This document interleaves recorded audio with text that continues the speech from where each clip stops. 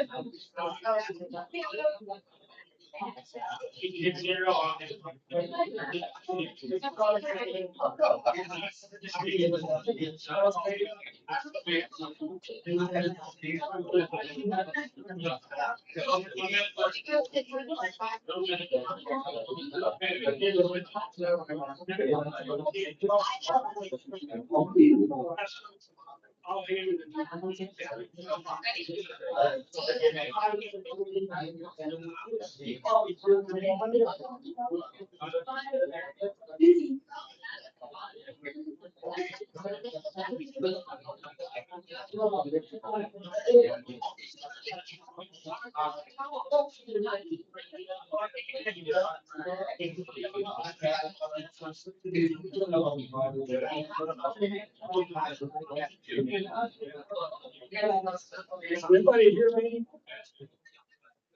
Can you hear me in the back? Back, can you hear me? Okay, got about 5 minutes or a little less, so if you all want to start to get comfortable, find a seat, got about 5 minutes or a little less before we get started.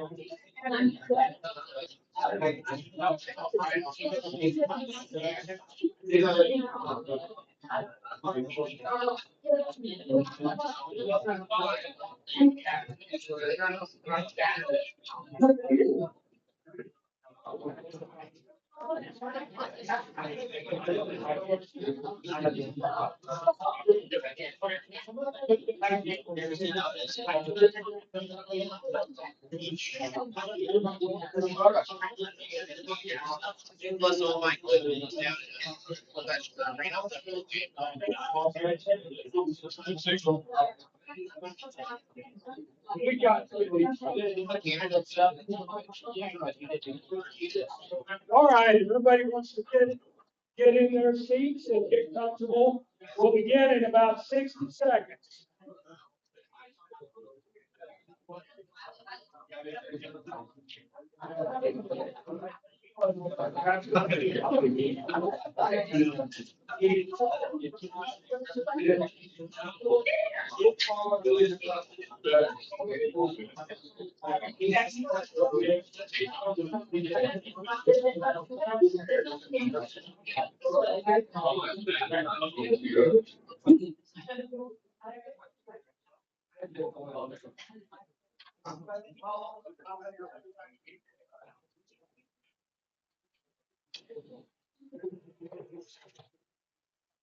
Wow, that's amazing. In a room full of politicians and their supporters, and they get quiet on their own. I'm not sure you all feel around this evening. Can you hear me? That's the first thing. Can you hear me? Just Ben, Matt, you doing for that? And, yeah, thank you all for doing that. I guess somebody taught you well. Maybe your parents or your teachers or somebody. Hey, we appreciate everybody being here this evening. Great opportunity. You know, just what? I guess 12 days ago, celebrated our 250th birthday as a nation. Let's give ourselves a hand.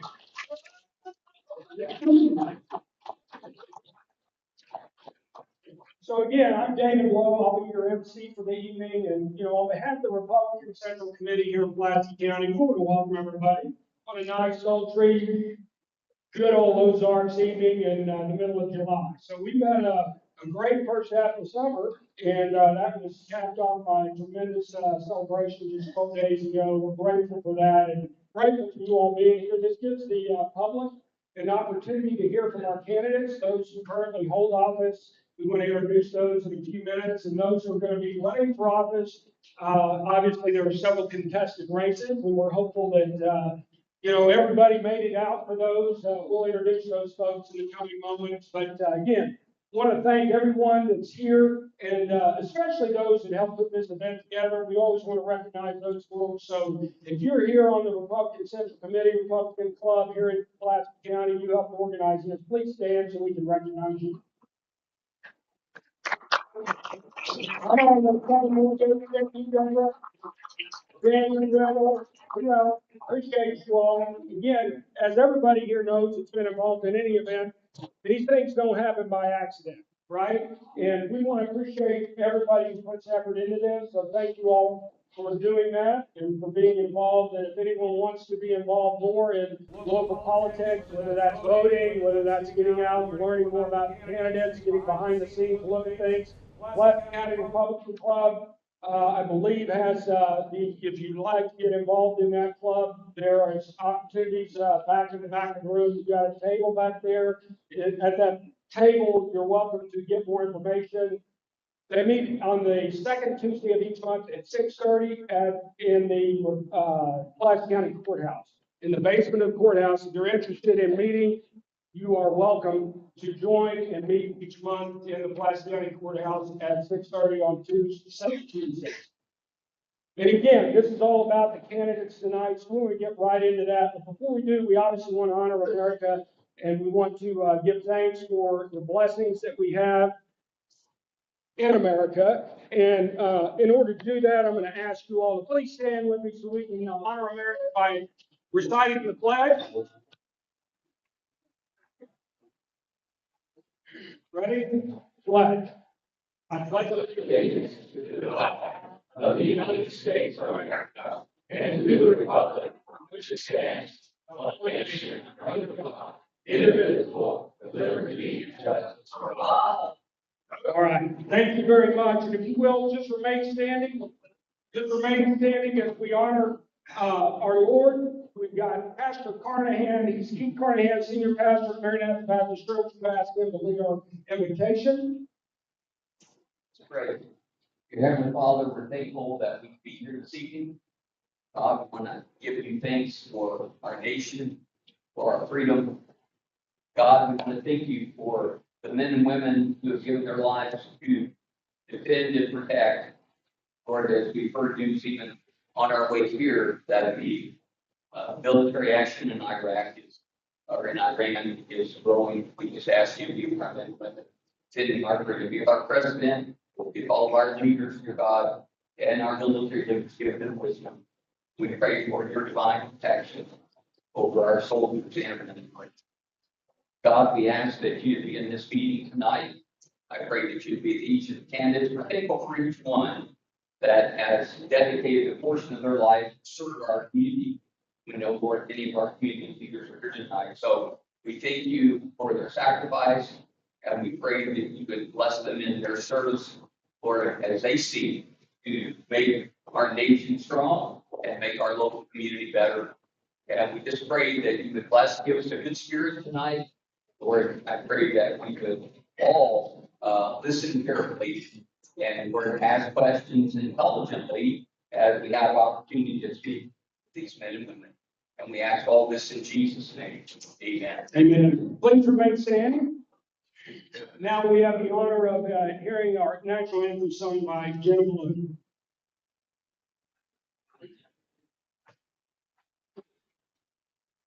Oh, you see by the dawn's early light, was so proudly beheld at the twilight's last gleam, whose broad stripes and bright stars through the perilous night.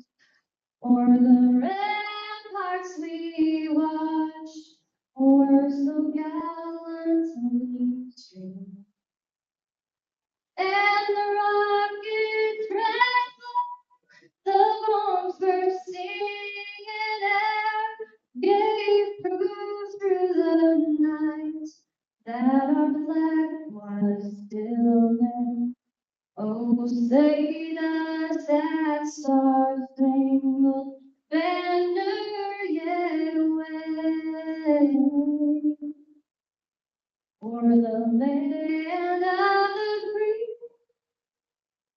and the home of the brave?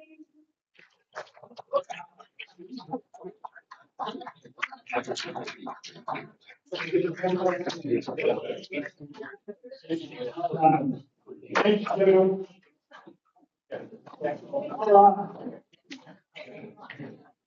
Well, yeah, we're ready. Again, thank you, Janice, for doing that for us. We appreciate that.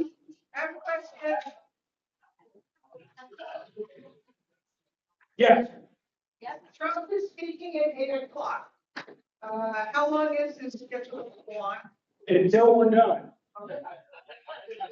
I would guess that you might have to leave before it's done if Trump's sweeping it. So I couldn't tell you for sure the end, but I certainly, after getting all those politicians together, don't want to cut them short. So my guess is it may last past 8 o'clock. All right, so what we'd like to do now is recognize those office holders that are here tonight, but maybe not in a contested race. We certainly respect, as Pastor Carnahan already mentioned, the public servants that we have in office currently. Obviously, we respect and appreciate those willing to serve and are running for office, because that obviously takes a lot of time and effort, and certainly is important as a part of our political and democratic process. So those who are here in attendance, and I'm going to circle back at the end, make sure I didn't miss anybody, but the ones that I'm aware of, first of all, we have Circuit Court Judge Division 3, Zach Armfield. Saw him earlier. Zach, thank you for coming tonight. We appreciate that. We also have from Pulaski County, Associate Circuit Judge Probate Division, Mike Hedrick. Thank you for coming, Judge. Appreciate you coming this evening. I believe I saw him, is our prosecuting attorney, Jeff Thomas, here. And Jeff, please, I know we've got a developing situation, or a previously developing situation. Will you please explain what's going on in your race? I remember right here that I knew that the moment that he's drawn from the race, but I still appreciate you, bro. Still need you, bro. Maybe you guys got any questions about me? I know we're worried about you all tonight. You got ready for this song, so you got any questions about your own? Or if you're talking to anybody about it, so they can go to the house, you know it. Sort of like. Thank you. All right, thank you, Jeff. All right, and I did not hear, did you say Henry's name? No. The only reason I'm going to do that is just in case you see Henry Surkamp's name on the ballot on August 4th. He is not running. He has made it publicly known as such. So just want everybody to make sure they understand that. So he is withdrawn from the race. We also have with us this evening, and I think he'll be as popular tonight as he is during his regular duties, and that is our county assessor, Dan Whittle. He's going to run the clock for us. But he's popular. He's popular every day, and he's going to be popular tonight because he'll get to ring the cowbell if these politicians go over. So we'll get to know Dan even better in a few minutes. County Treasurer Matt Wilkins. Matt's in the back. Thank you for coming back. County Collector to elect would be Courtney Friend. Courtney, I saw you earlier. She's unopposed. Henry Mitchell, after how many years? 20? 20 years, is retiring at the end of this year. Courtney is unopposed. So Courtney, you've got big shoes to fill. We have some expectations there. So thank you for coming. Anyone that I did not mention, I understand we've got Representative Hardwick, Representative Mayhew. And who else? I'm sorry. Andy Helms, yes. I did see Andy, I think. Andy, where you please stand? Western District Commissioner. Thanks for coming, Andy. And who else? I'm sorry. Sheriff, good. Sheriff, where are you? Please stand. Stacy, good to have you. Thanks for coming. I know you want to be up here as a part of that as you work. You sure? All right.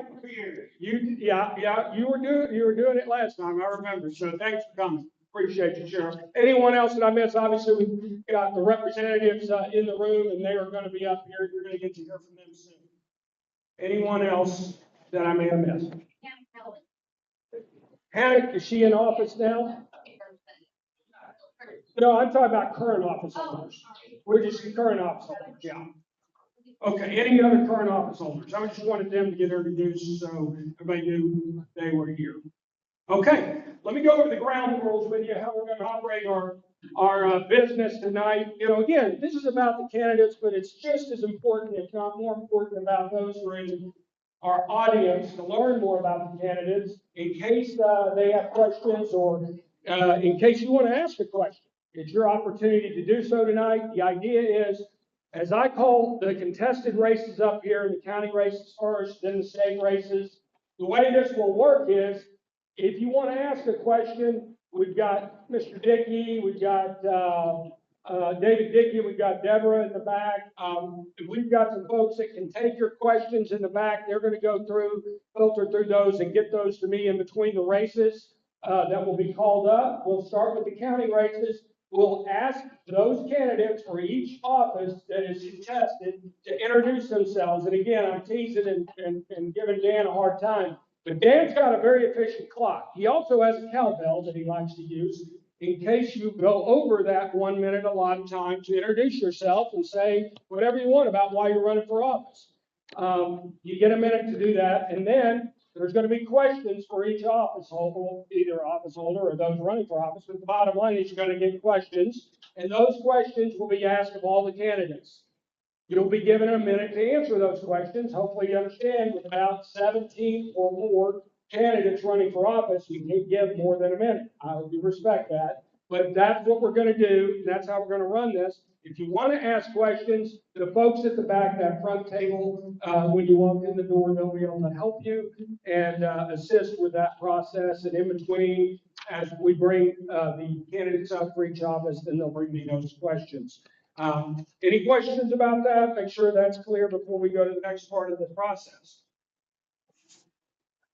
All right, seeing none, we will start with our county commissioner race. We have two candidates for county commissioners, presiding commissioner of the county. Again, I think Andy's been up here before, but we won't ask him to come up tonight. So we'll ask those two candidates to make their way to the stage. We've got Gene Newkirk, who's the incumbent, and we've got Rob Goodrich, who is running for that office. Come on forward, and just so you're ready, because as soon as we're done with these two candidates, the county clerk race, those candidates will come forward next, so you're prepared to do that.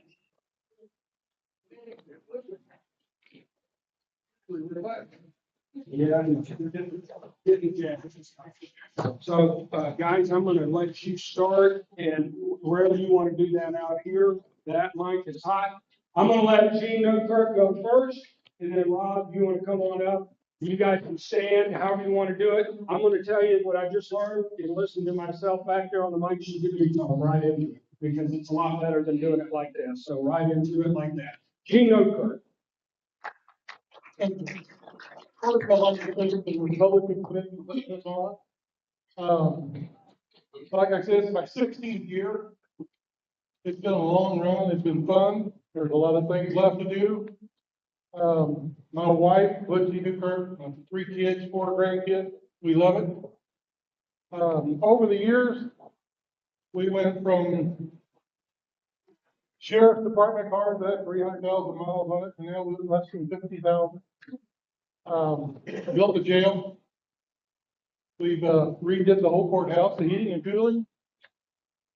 And right now, we're in the process of putting in the actual morgue in the courthouse. And if you want to ask questions on that, you're more than welcome. I'll explain to you why we're doing it. But other than that, I appreciate you voting on it. All right. Now we've got Rob Goodrich. Just give me a minute. Name's Rob Goodrich. I've served 27 years on Crocker School Board. I worked in the family business for 15, 20 years. I'm a college graduate from Missouri State University. Got a bachelor's from there. I've got my wife, Andrea. We've got 2 children, Kayla and Nick, and I got 4 grandchildren that are spoiled rotten. And the things I see, what Gene and them has done, they've done great. I see sometimes fresh eyes on a subject. It's not a bad thing. I would like to use the experience I have learned throughout the years to see. I think I can help the county in more ways and expand. And I think we need to think outside the box as far as taxes and things like that. Okay. Thank you very much, Rob. You guys want to have a seat? You create some space between you, however you want it. You just sit right there. But again, if you want to ask questions of any of these candidates, just work with the table in the back. I'll make sure those come up to me. So we'll move right into our questions for these candidates. We have had some submitted already and brought up, so I'm going to go to those now. In those, again, these questions are going to be asked of both candidates, and then as I ask those questions of both candidates, they will give an answer. You have 1 minute to answer the question. And again, no certain order here in who gets what question first, but I'll go ahead on the first question. I'll ask you this question, and then Rob Goodrich will get the first question. What I'm going to do, gentlemen, to make this easier, is give you this mic, and that should be on. I'm going to test that, make sure that's good. Okay, first question for you, Mr. Goodrich, would be, as the Chief Executive Officer of the Finances and Infrastructure of Pulaski County, what procedures would you implement to ensure that citizens of Pulaski County can be assured that their tax dollars are spent wisely? I think it goes through, you have to work as a group. You bring everybody, my opinion is you bring everybody in, you sit down, you talk, you make sure everybody knows what their budget is and what we can do as far as the finances, and make sure everybody is on board, that you can't spend whatever, just spend to be spending, and try to just keep everybody communication. Okay. All right. Go ahead and give that to Gene. Gene, you need me to repeat that question. Say again.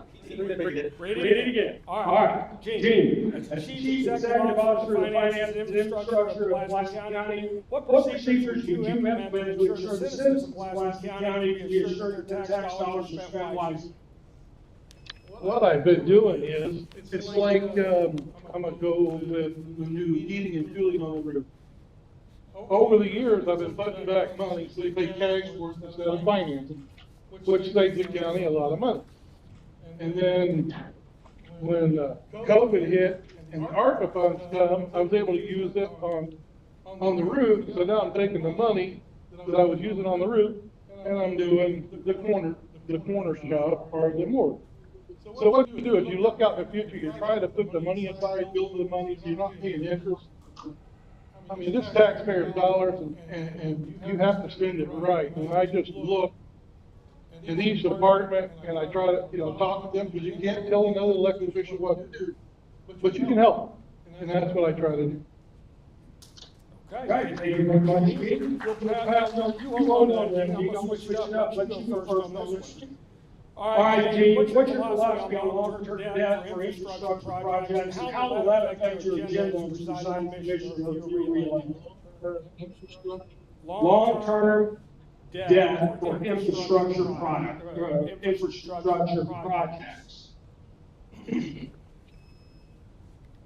Ooh, I'm trying to think of what infrastructure the county, because most of it is not with the county commission, besides road and bridge. And those two gentlemen, what they do is, they look out a year, 2 years out in advance, they start calculating what they got, they pick the project they want to do, and basically, you only have so much money to spend, so they're trying to get as much done with what they have, and they've been doing a really good job. I mean, my phone calls that I've been getting from people over these projects over the 16 years has come down to maybe 1 a month, where I was getting 10 to 15 a week. So they're doing a really good job. Okay. All right, Mr. Goodrich, you want that repeated? Yes, please. All right, what is your philosophy on long-term debt for infrastructure projects, and how will those affect, or how will that philosophy affect your agenda as presiding commissioner? I don't like debt. I do not like borrowing money, nothing against bankers here, but I do not like borrowing money. I feel like what we did at Crocker School, we've seen a project down the road and we started saving back for it. And worked our way to try to save and use our money wisely. And, but sometimes you have to get in debt And then that's going to the taxpayers, whether or not, you know, if they're willing to go that distance. Okay.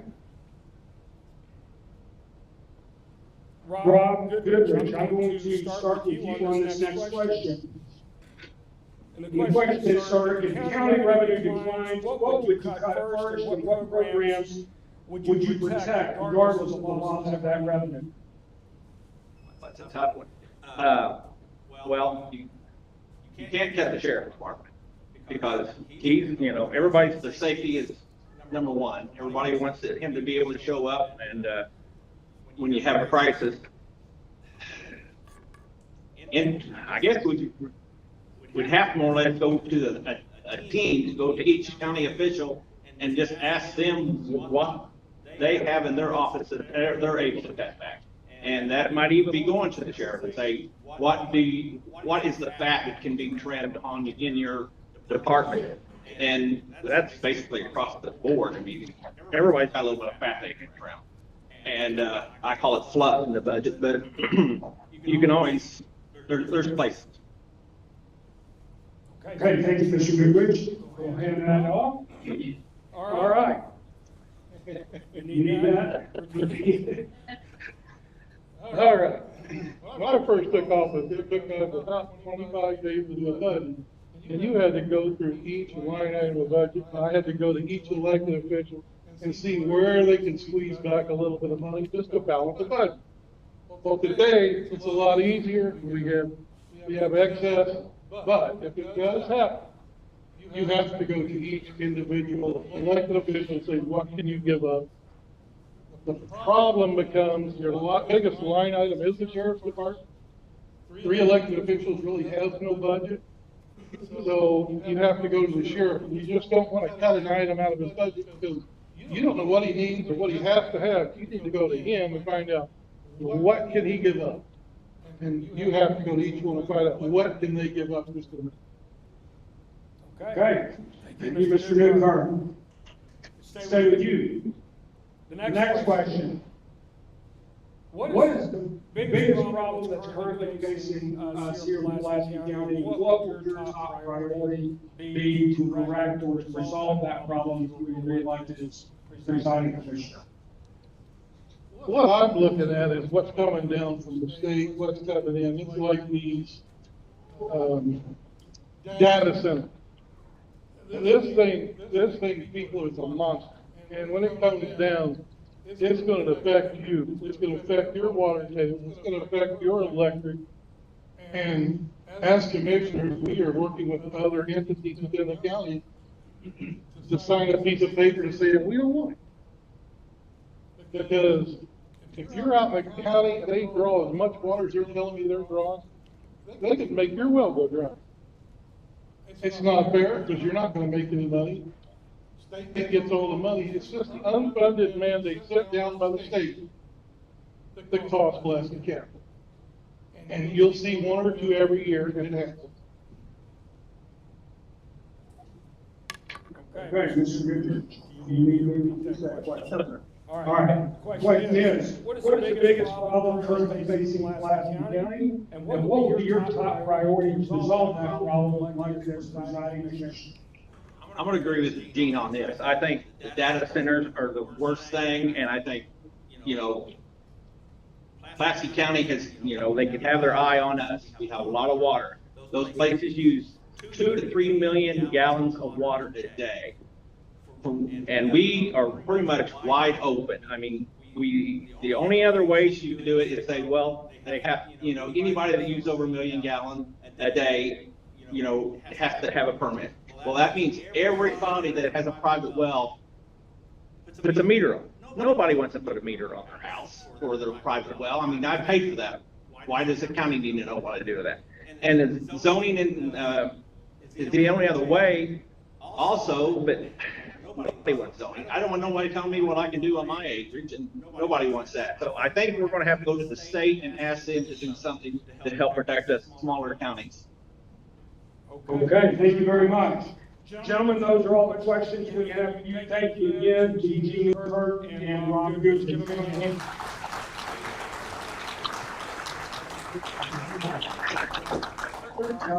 Okay, now we're gonna move to the county clerk race. It'll be a couple of minutes transition if anyone needs to take a restroom break. And the county clerk candidates come forward, that's Glenn Askeland, Whitney Medlen, and Dustin Robertson.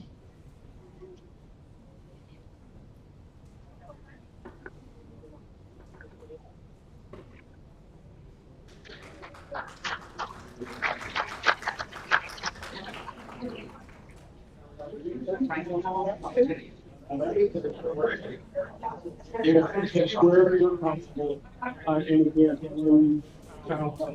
that's when you get out here. Where's Glenn? Okay. Is Glenn in the back? Anybody see Glenn? Glenn, come on down. You're the next contestant on. Let's get elected. I'll tell you guys, so yeah. I'll make sure that you know, you guys can come talk. I'm not gonna be. There's plenty of things you can spread out, whatever you want to do. We'll just pass it.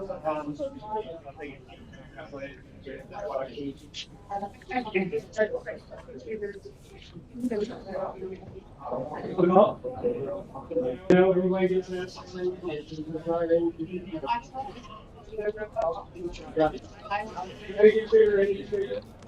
Yeah. Hey, here's what I told you guys. When you introduce yourself and when you're answering questions, I'm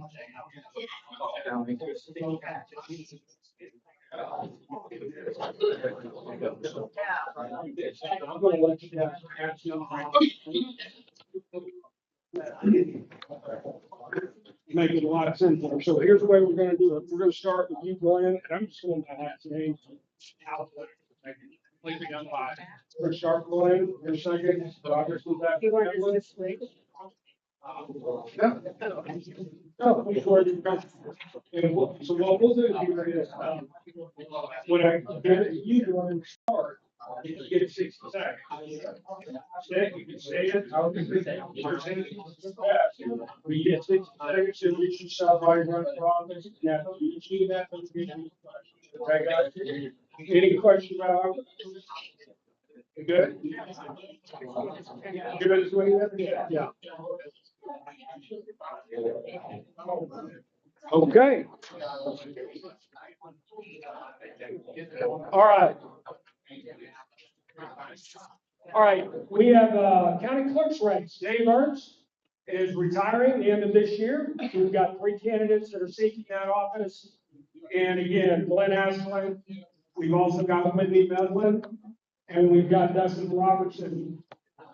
We're going to start with the introductions, and we'll start with Glenn Askeland. Stand up, if you want, or wherever you want. Hello, folks. My name is Glenn Askeland, and I'm proud to announce my candidacy for Pulaski County Clerk as a Republican. It'd be an honor to serve this community and ensure that our county government operates with integrity and transparency and efficiency. That's all.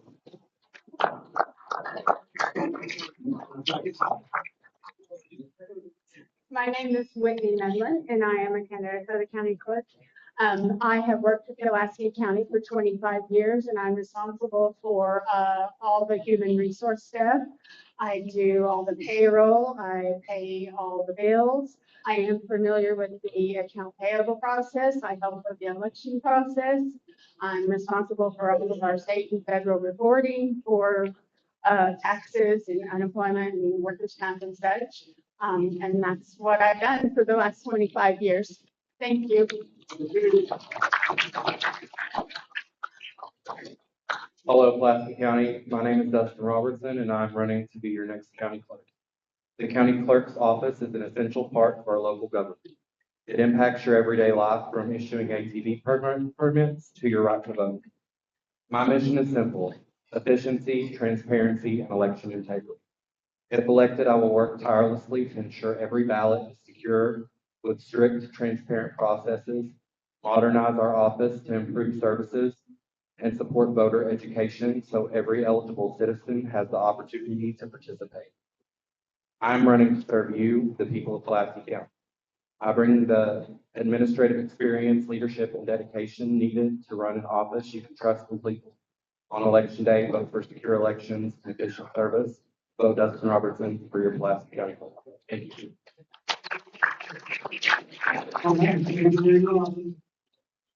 But again, if you want to ask any questions, please submit them through the table near the entrance. We're going to go to the first question. You're done. I think we'll make it easy. Yeah. All right. First question will be from Ms. Medlen. Ms. Medlen, what will be your method to protect the voter rolls, and how would you maintain the confidentiality and security of the information you work with? So voter records, only certain information on those is public record. And I mean, if you request it, you get the address and where they live. Some of that, like I said, is not public record. We work very hard. Yeah, you want to start that again. You want to give her, just hold that, yeah. Start that again, but talk right down on top of it. Just what I think works better. Go ahead. Sorry. So voter records, only certain information on a voter record is public. So if you would want to request that, you only get what is public. There is things on there that you cannot have. I mean, people request those all the time, and that information is just not on there. As far as the confidentiality, that's how it works. Those reports are run through our MCDR, which is Missouri Centralized Voter Registration, and all those reports are set up by the state. Give that to Dustin. All right, okay. Mr. Robertson, do you need me to repeat the question? Sure. Okay, the question again is, what would be your method to protect voter rolls, and how would you maintain the confidentiality and security of the information you work with? As Whitney said, I agree. The confidentiality is written into the statutes, how we disperse the information from the clerk's office. When it is requested, you are limited to an address. That's pretty much it. About you can get a name, but you would just continue to maintain the security of the systems that are in place, and just keep that information confidential. Only dispersing the information that is required by law to give out when requested. Thank you, Mr. Askeland. I have to agree with both these candidates as well. It confidentially is, confidential records are very important. They have to be secured. And if you want those particular names or addresses, then whatever process you must go through to get that fairly and transparently, and that's what needs to happen. Okay. Why don't you keep that? Oh, and no, I'm going to start. I'm going to go back to Dustin. Dustin, okay. All right. Mr. Robertson, next question. How would you improve transparency, accessibility, and public trust in the services that your office provides if you are elected county clerk? If elected, I would improving the transparency of the office will improve the citizens' trust in the processes. Just being open and honest within the statutes as they are allowing, communication between the multiple offices, being as clear and as open as we can, as a county collectively. You give that to Mr. Askeland? All right. Mr. Askeland, you may need me to repeat that question. No, sir. No, sir.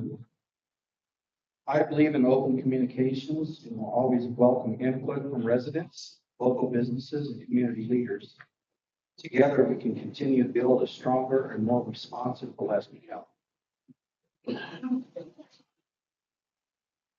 You need me to repeat it? Okay. Ms. Medlen, the question is, how would you improve transparency, accessibility, and public trust in the services that your office provides?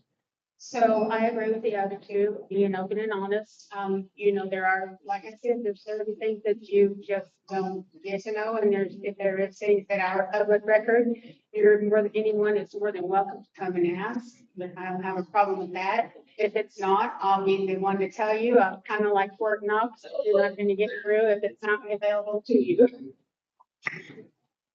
Okay, thank you very much. Next question, we'll stay with you. No, we'll go to Mr. Askeland first.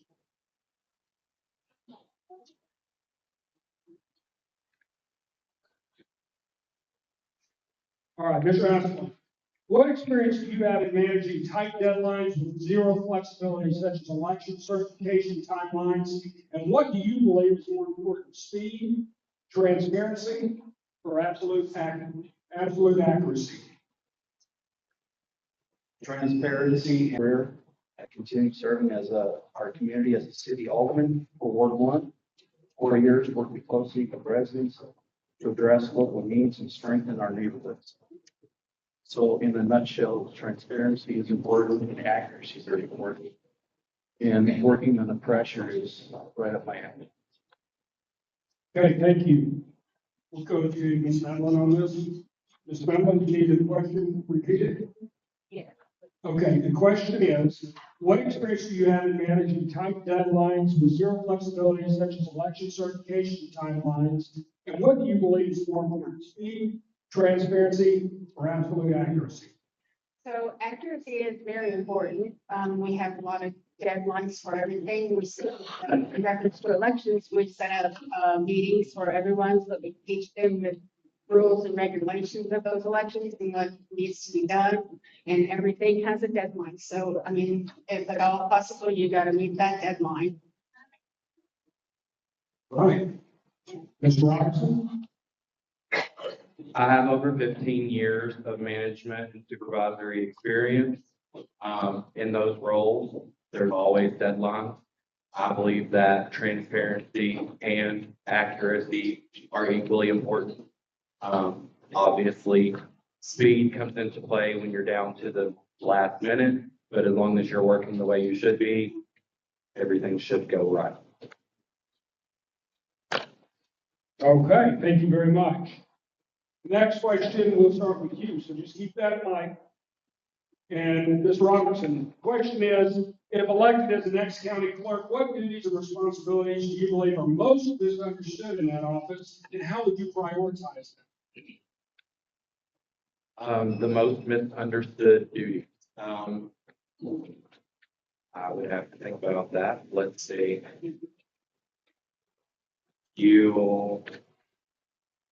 The most misunderstood things that I've came across, I never knew that the county clerk issued TV permits. There are a lot of things, certain tax obligations where you are required to work with the collector. And there are a lot of statutes that go hand in hand with those requirements of the clerk. What I think is that you would need to prioritize those by the highest need or the most difficult. Okay, and if you'll pass that mic. Mr. Askeland. Would you repeat the question, sir?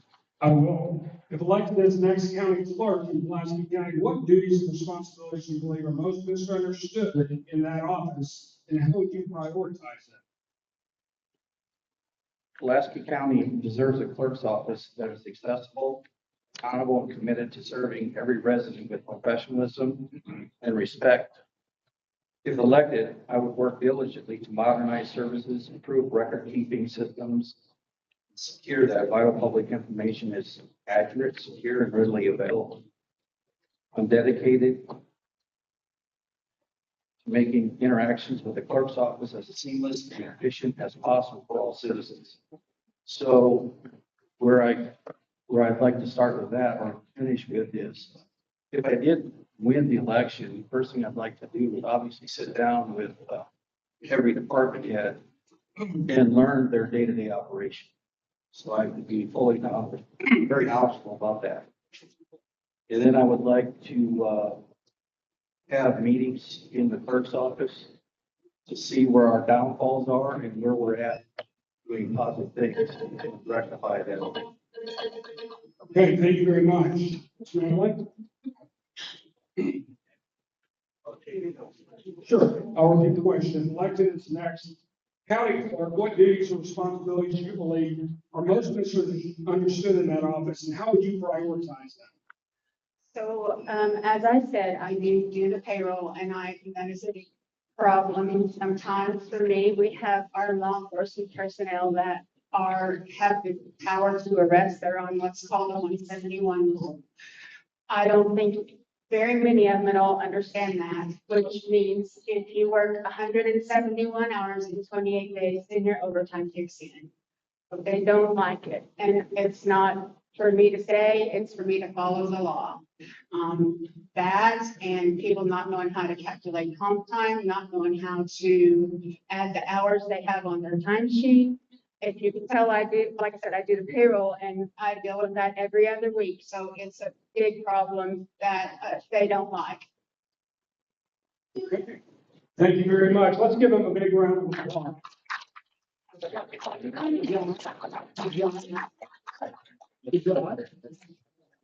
Okay. Could I have the candidates for the state representative race in the 124th legislative district? If you could make your way through the stage, 124th legislative district. About 3 minutes or so before we begin, if anybody needs to take a break. And is Amy Smokestack, Smokestack still out there? Because she's still providing food, so there you go. Can everybody give her a big round of applause? Thank you for coming tonight. She's been great, and we appreciate her, and appreciate you giving her some business.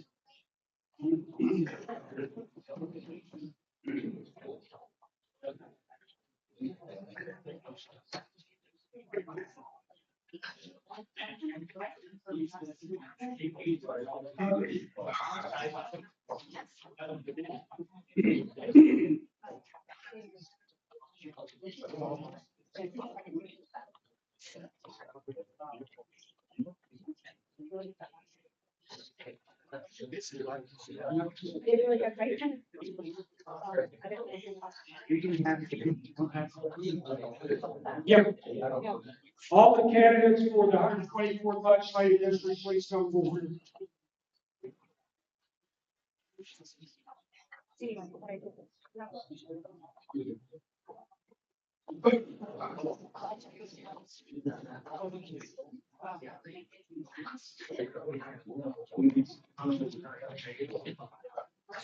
Right, that's why I love it.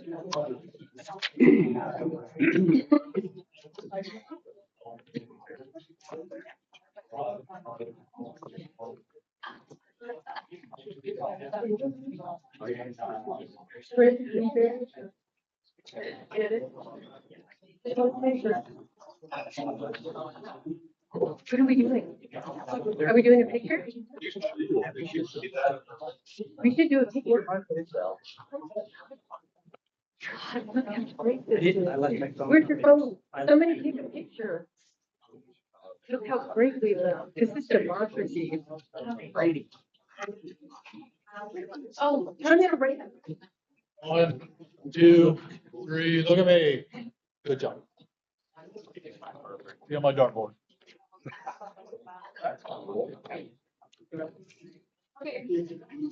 I'll tell you what, go ahead and close the camera because it's not going to be able to take. It's okay.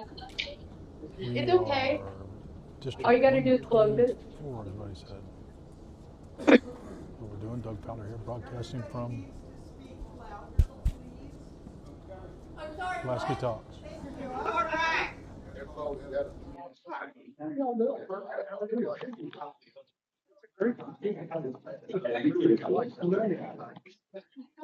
Didn't you do this last? I don't know. Well, last time I had a cat on my hand. You remember? I'll shake your hand in here.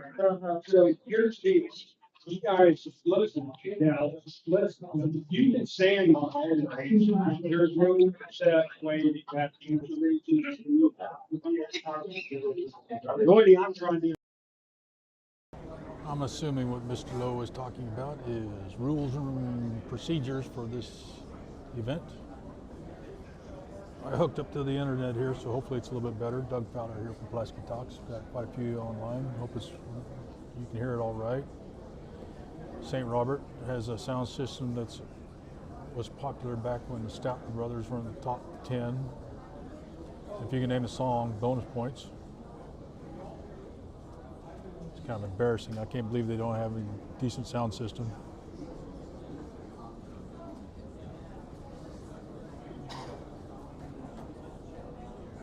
So Mr. David Lowe from the law office in Waynesville, Missouri. America, break. They were going to break and free, so back to the action. All right, so now we have the pleasure of hearing from our candidates for the 124th Legislative District. After I introduce you, then you can sit and I'll bring you up one after another. Because it's going to be, just so you know, I'm just going in alphabetical. Yes.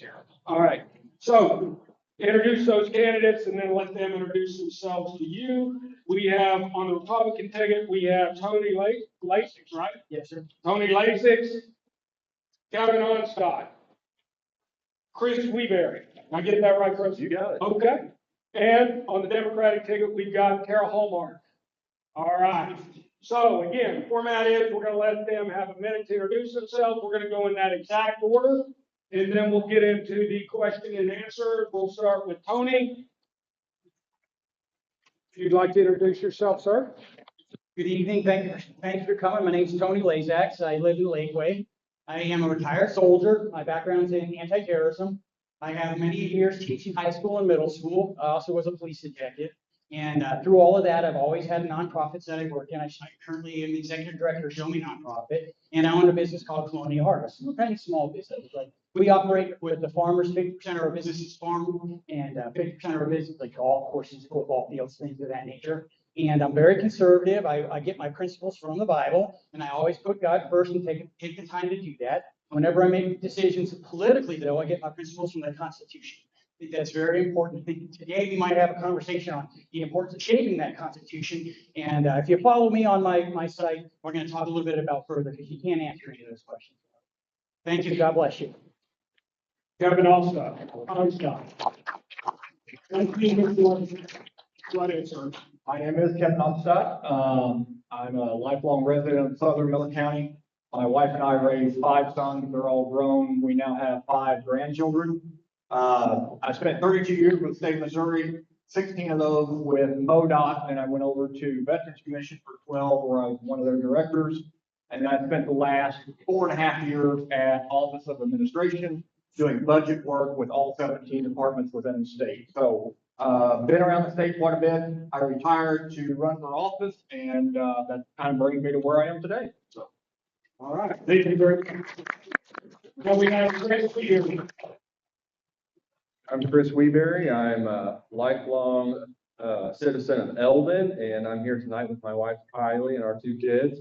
I have been a part of the small business community for the last 10 years. I started out driving a truck, running the family business after that, which was trucking, and always been involved with animal agriculture, and I don't ever see a future without that. And I'm conservative in every sense of the word. I'm pro public education. And the last few years, along with small business, I have been an alderman in the city of Eldon and a executive board member for the Eldon Chamber of Commerce. So that's basically it. And I'm sure I'm forgetting something. So please ask questions after. Thank you very much. We have Carol Hallmark. Hello, neighbors. It is so wonderful to see you all here. We are doing democracy. That's a big deal. I'm Tara Hallmark. I reside outside of Dixon. I've been here for about 18 years. I'm the lifelong wife of a military person. I served in the United States Navy, and before I left the federal government, after working a county, a state, the provost marshal's office, I also was your Joplin mitigation disaster on the boots and back at the region. So the infrastructure and so much of what we have here at home is not just something bypassing. I waited a long time after joining the Navy to have a home. I love y'all so much. And thank you for having me.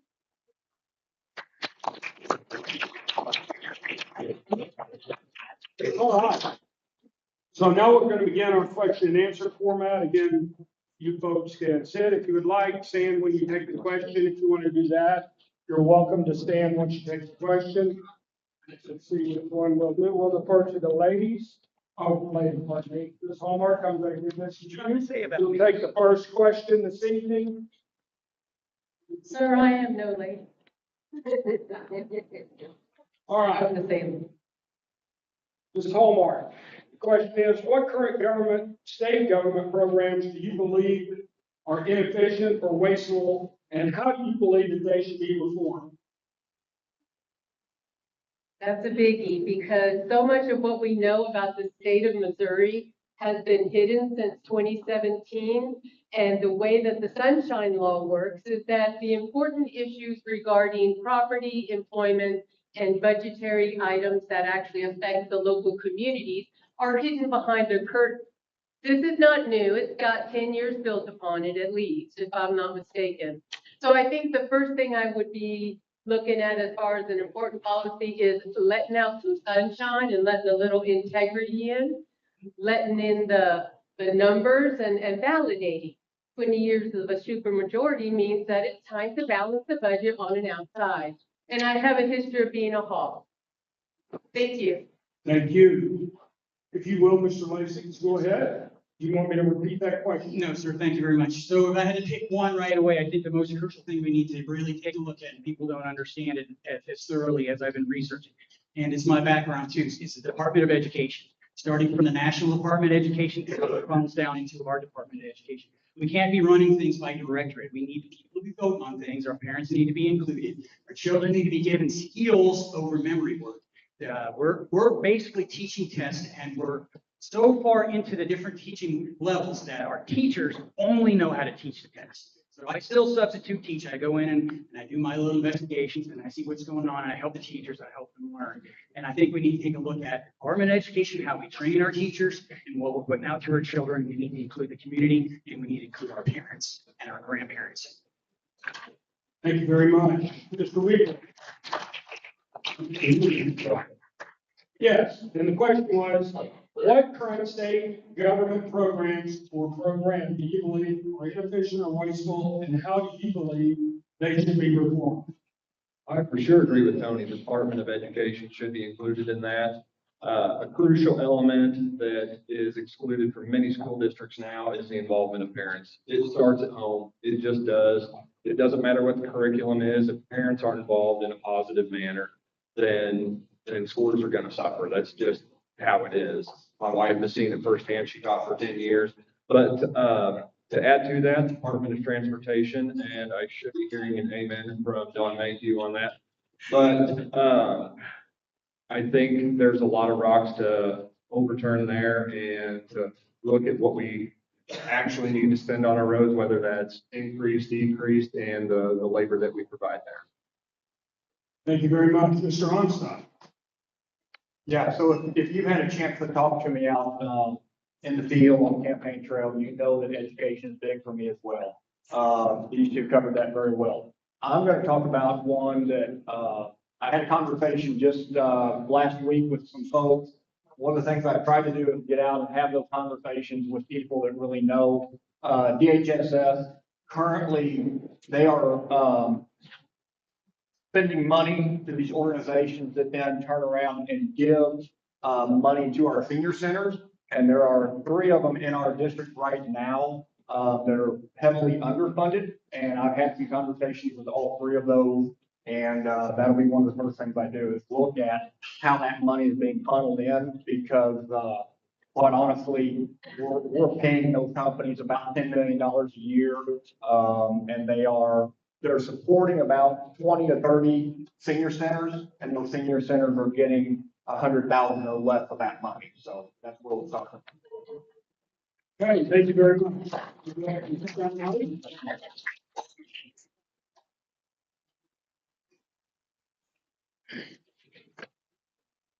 All right, so Mr. Onstott's going to answer the second question first. The second question is, What process will you use to balance the needs of your district versus your party's caucus? And are you willing to vote contrary to your party's caucus if needed to support the citizens of your district? Yeah, so, you could easily, transform this into talks on Amendment 4 and 5. I know that the Republican Party is pushing those very heavily. Amendment 4, for example, I think the concept of that amendment is very good. I think having each congressional district, all these districts, vote and have to pass that is a good idea and concept. I think we've probably taken that a little too far.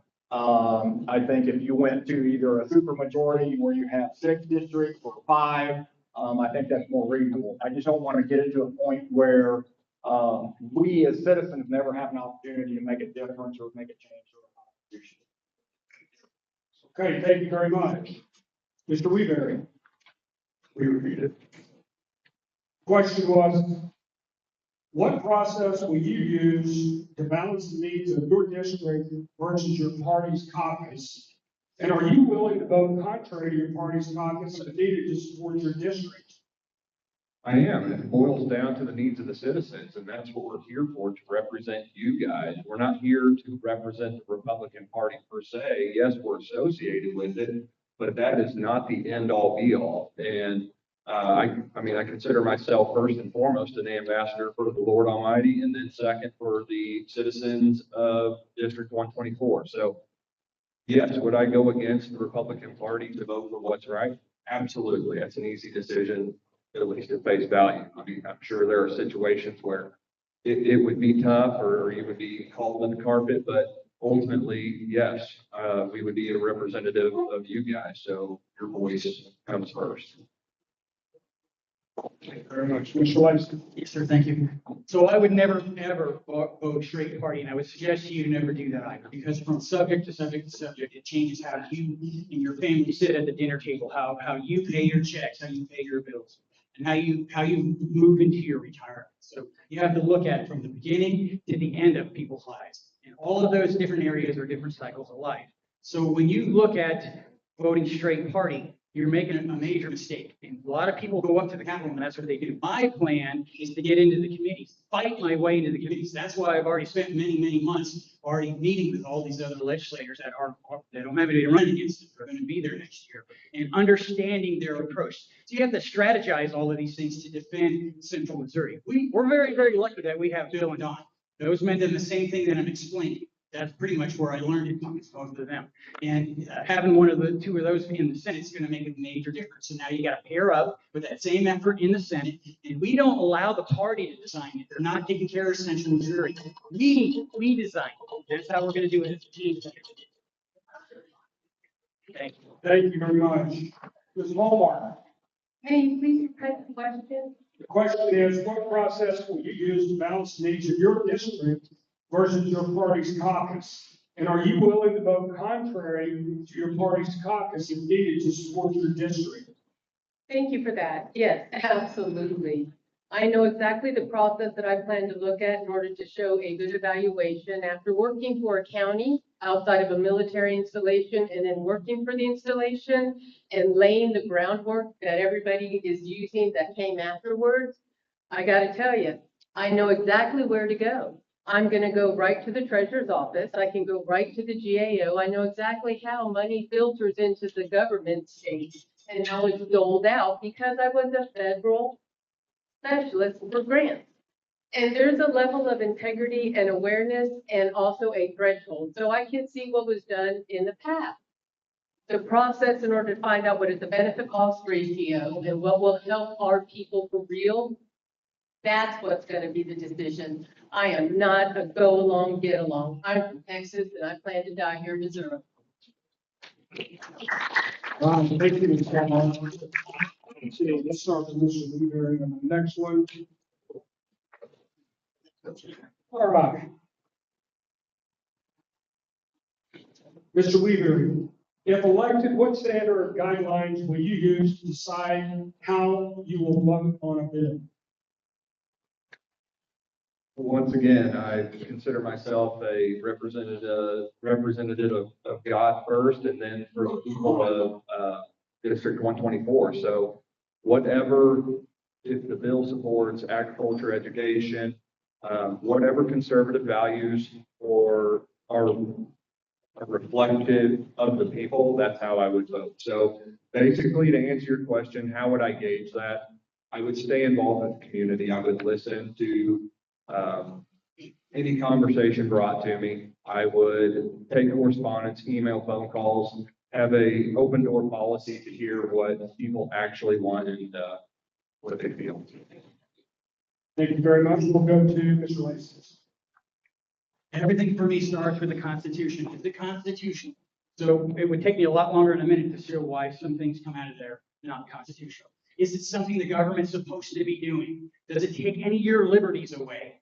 If it does any of those things, right away, I'm not going to be on board for it. Is it something that Central Missouri, as a team, the eight counties around us, is that something that we need? Is that something that's going to help us grow and help our family stay here?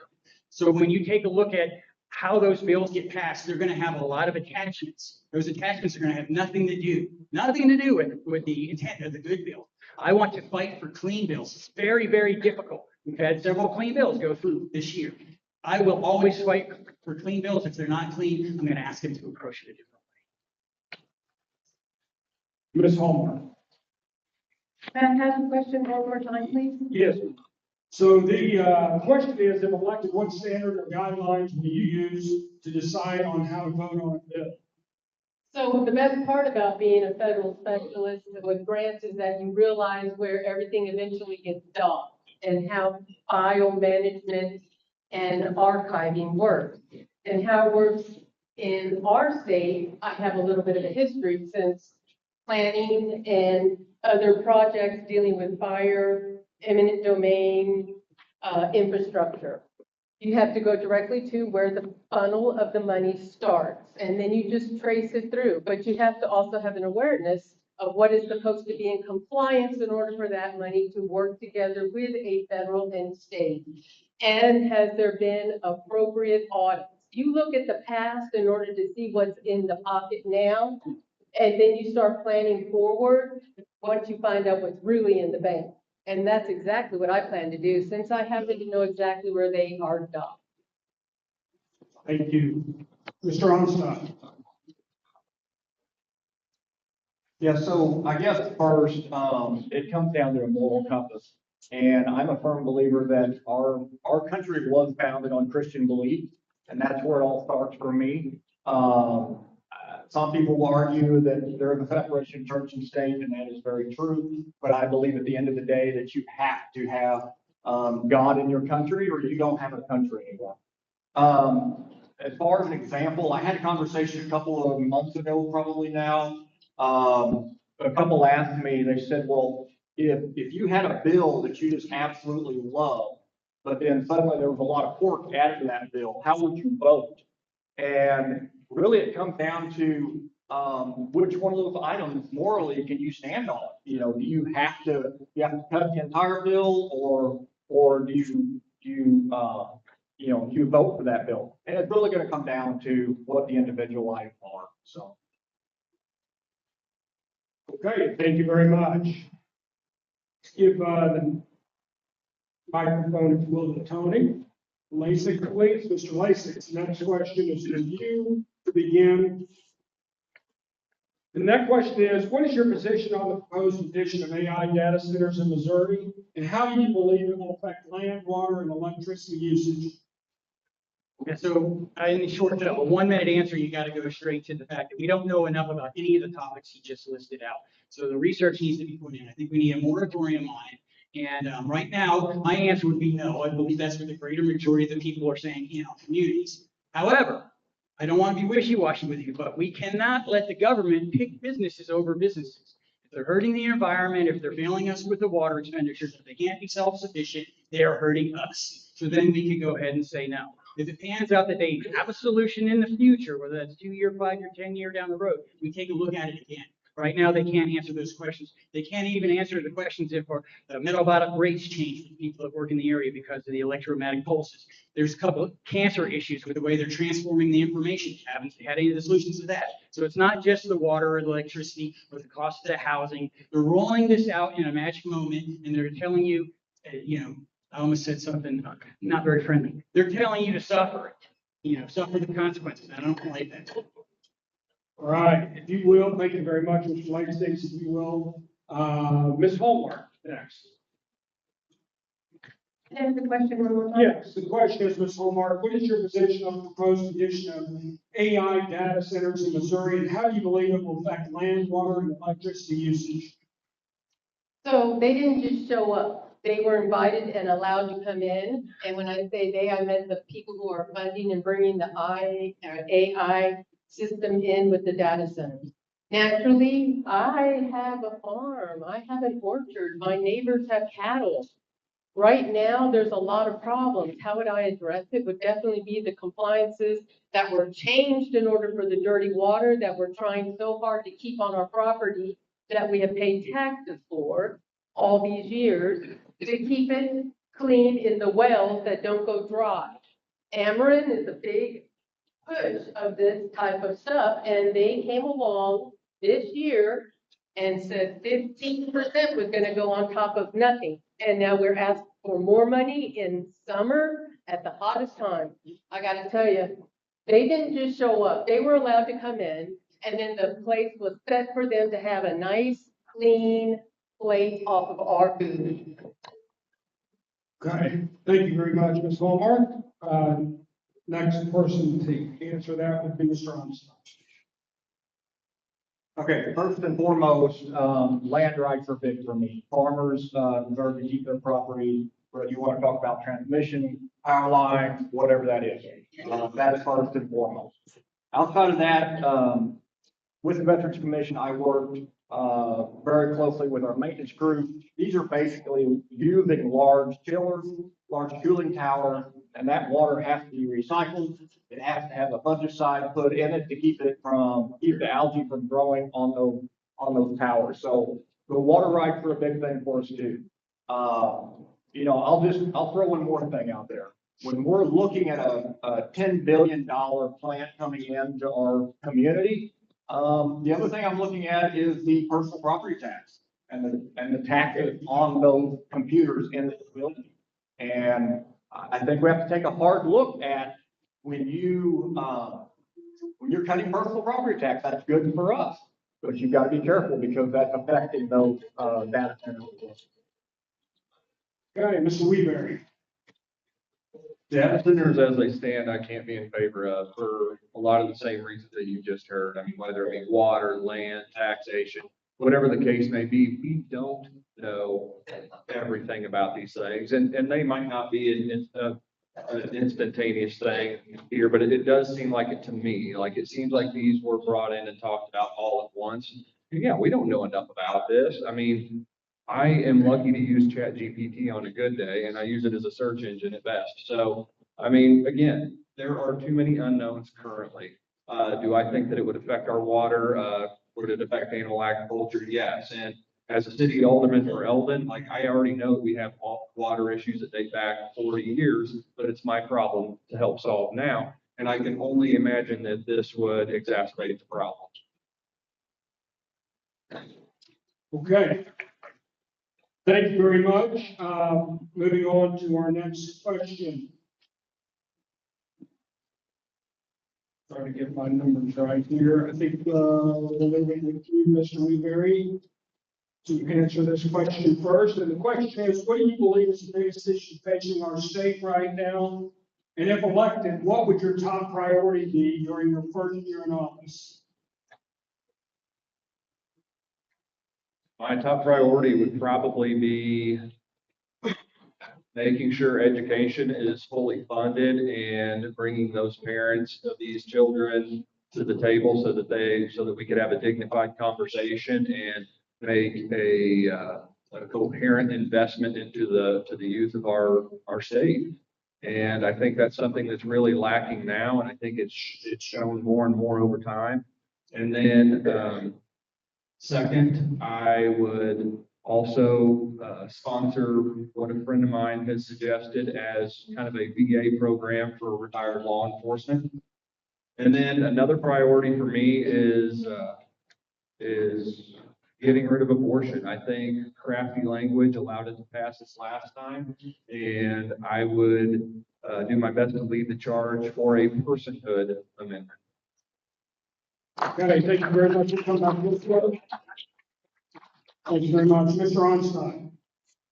Okay, so, I think one of the biggest issues for us right now is the state budget. And everybody's talking about, having to trim some fat, and I think we can do that. That's a big issue. As far as my agenda, if you will, if you talk to me on the campaign trail, you know that I'm big into education and infrastructure. When I talk about infrastructure, I'm not talking about necessarily I-44 or I-70, I'm talking about the infrastructure within our district. There's a lot of things that I can do with MoDOT, hopefully alongside them to help us out here, on a smaller scale, things that may.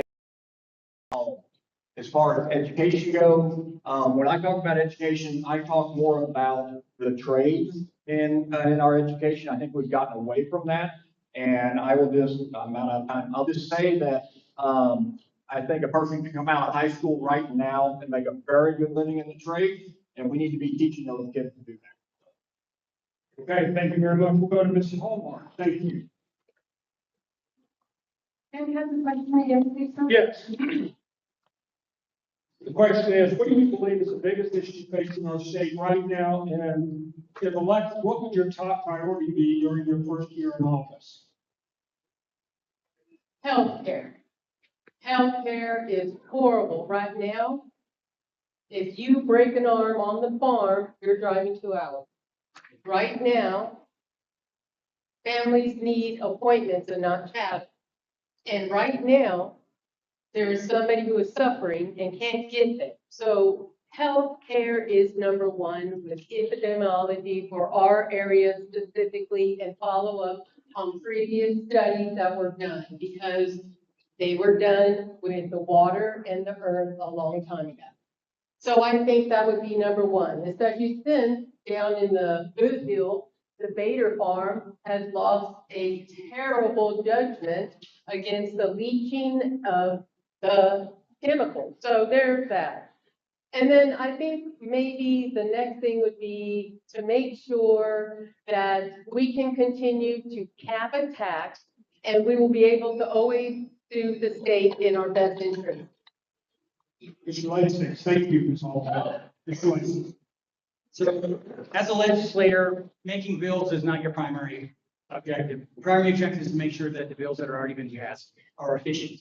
So we got to look at all those efficiencies. As a freshman, it is your job and your responsibility to get a second pair of eyes on all of those things. So you can call it Doge, Missouri if you'd like, but something of a similar thing, we can keep that rolling. With the focus on faith and family. Faith and family is the heartland lifestyle that we live right here in Missouri. So if you're not taking care of your family, you're not taking care of the people, you're not bringing down the cost of living so that people can have a projection 2-year, 5-year, 20-year down the road. How are you going to expect your grandchildren and great-grandchildren to make a living right here in central Missouri? That's my dream. I want to work on all the things that will inspire them. Well, we got to focus on our economy. We got to figure out, I don't want them charging you property tax. We should have went to that instead of Amendment 5 first. We should have figured all that. I want senior citizens paying for taxes after the age of 65. There's no call for that. But we have to do that right now because our counties would go broke. Thank you very much. I talk for everybody. Thank you all, ladies and gentlemen. Let's give them a big round of applause.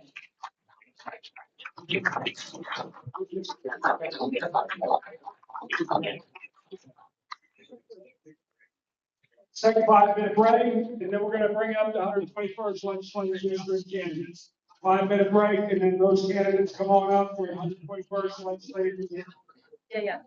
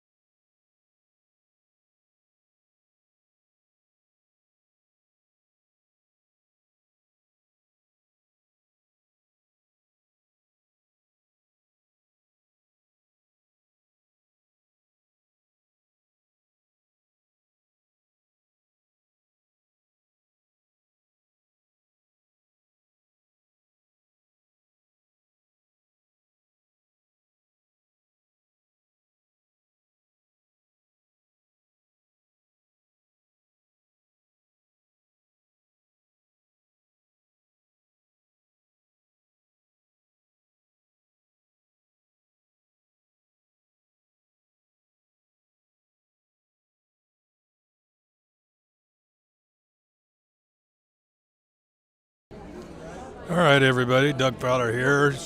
I got it in silent mode. I can't hardly type here. David Lowe's getting ready to set up the show again, kick it off. Hope everybody's doing good. Make sure you share the link. Facebook jacked around with my link, so it made me look kind of, not a nice word, but made me look kind of foolish when the link was going out.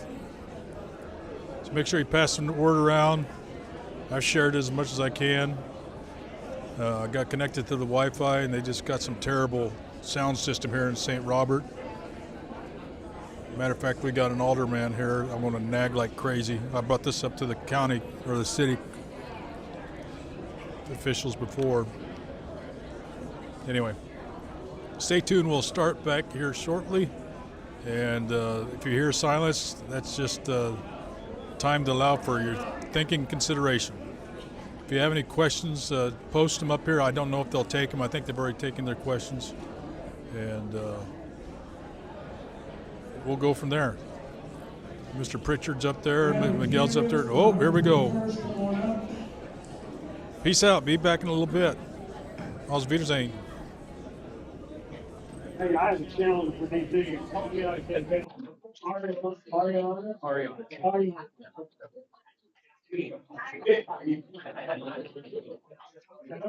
Yeah. Yeah,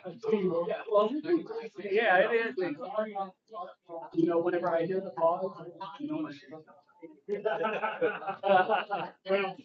fair enough.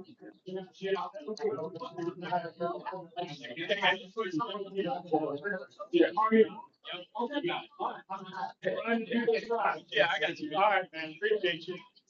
How you doing? All right.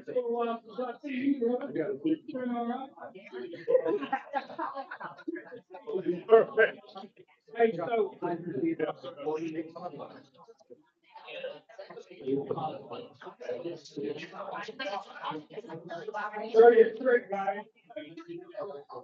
And you can judge on how these people were holding that mic and whether you're hearing them. Here's what I'm thinking.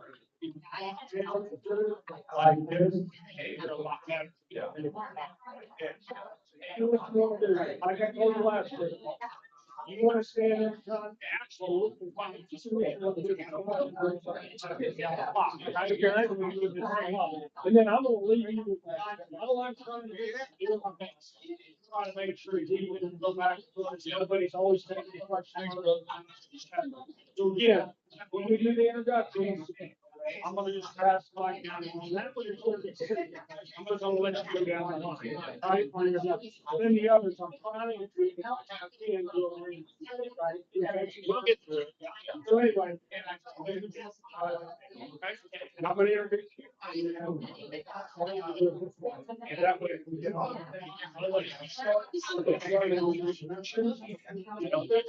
It should be live. All right, let's all gather in. We're going to begin the next segment.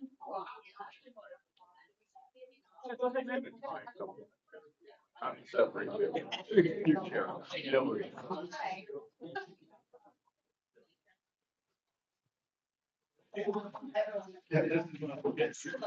right. Looks like the air conditioning's working. Everybody doing all right back there? Yeah. It's been warmer in here, I'm telling you. Okay, folks. It's now my privilege to introduce those who are running for the 121st Legislative District. We're honored to have these folks here this evening. I'm going to introduce them, and then, of course, they're going to get the opportunity to introduce themselves. On the Republican ticket, we have Mr. Keith Pritchard, Mr. Ben Rudy. On the Democratic ticket, we have Mr. Miguel Arellanes and Mr. Charles Wyden. All right, so again, the format is we're going to let them introduce themselves, and after we do that, we'll get into the question and answers. We'll begin with Mr. Pritchard. Good evening, everyone. I'm Keith Pritchard. My wife Barbara is here with me. My wife is 42 years. We have 3 grown daughters, 2 grandkids under 2. I'm a graduate of Waynesville High School, Northwest Missouri State University Ag Department, where I was on the livestock judging team and played basketball. and Louisiana State University Graduate School of Mayhew. I have been preparing for this job for 4 decades. I've been in security bank in Pulaski County for 46 years, so 45, be 46 in October. And I have worked for the county, I work for our community. People that have been here have seen it, they know it. I've worked with local, state, congressional, and Senate and presidential. I served as a civilian aide to the Secretary of the Army for 11 years. I served in 3 presidential administrations, Obama, President Trump, and President Biden. I served for 7 Army secretaries, and I'm ready to serve for you. All right, thank you very much. Mr. Arellanes. You got a shepherd to? All right, my name is Miguel Arellanes, and I'm an Army veteran. I am an increasingly active member of this community, but the real point that I chose to run for this office is because we need new young leaders involved in our process. If there's anything that I've learned from my grandma, it's that she said she was not always going to be around. And someday I'm going to have to take the torch. And the time is now for our generation to take the reins and push our communities forward together. Thank you. Good evening. I'm glad to be here. My name is Rudy. I'm running for state representative in District 121. I'm a regular guy. I did 24 years in the United States Army. I've been to Iraq, Afghanistan. I've seen the front lines. I've been all around the world. I've served various different jobs. And one thing that's always been consistent with me is that it's to take care of those around me and be a voice for those who can't be heard and to fight for their freedom as well, no matter what that is. So today I stand ready to help fight for Pulaski County, specifically 121. I'm here for you. I'm not part of any system committee club that's in for special interests. I'm here for you. All right. After I got out of the Army, I did a lot of volunteer work in the community, and I just saw a need for real people that aren't politicians to get involved in politics, because our political field is full of people that are in it for themselves. And I'm here to tell you, I'm not here to serve me, I'm here to serve you. Thank you for having me tonight. Good afternoon. I'm proud to be here. My name is Charles Slider. I served in the Army for over 30 years. I served as the alderman for St. Robert, Missouri for over 10 years. The Neon Park over there, I'm responsible for getting it here. The U.S. Chimney over here, I'm responsible for that. Several other areas in Raleigh, you'll find plaques, and I'm responsible for that. I'm an active volunteer within the community. I've been married for over 52 years to one woman. And she is gorgeous. She's wonderful. She's like gold. My son is serving in the Army. He's a full bird colonel. He has a Purple Heart. My great-grandfather served in the Civil War. He has a Purple Heart. We have over 260 years of military service in my family. The reason that I'm here is because I have a servant heart, and it's displayed by the community. I appreciate your support.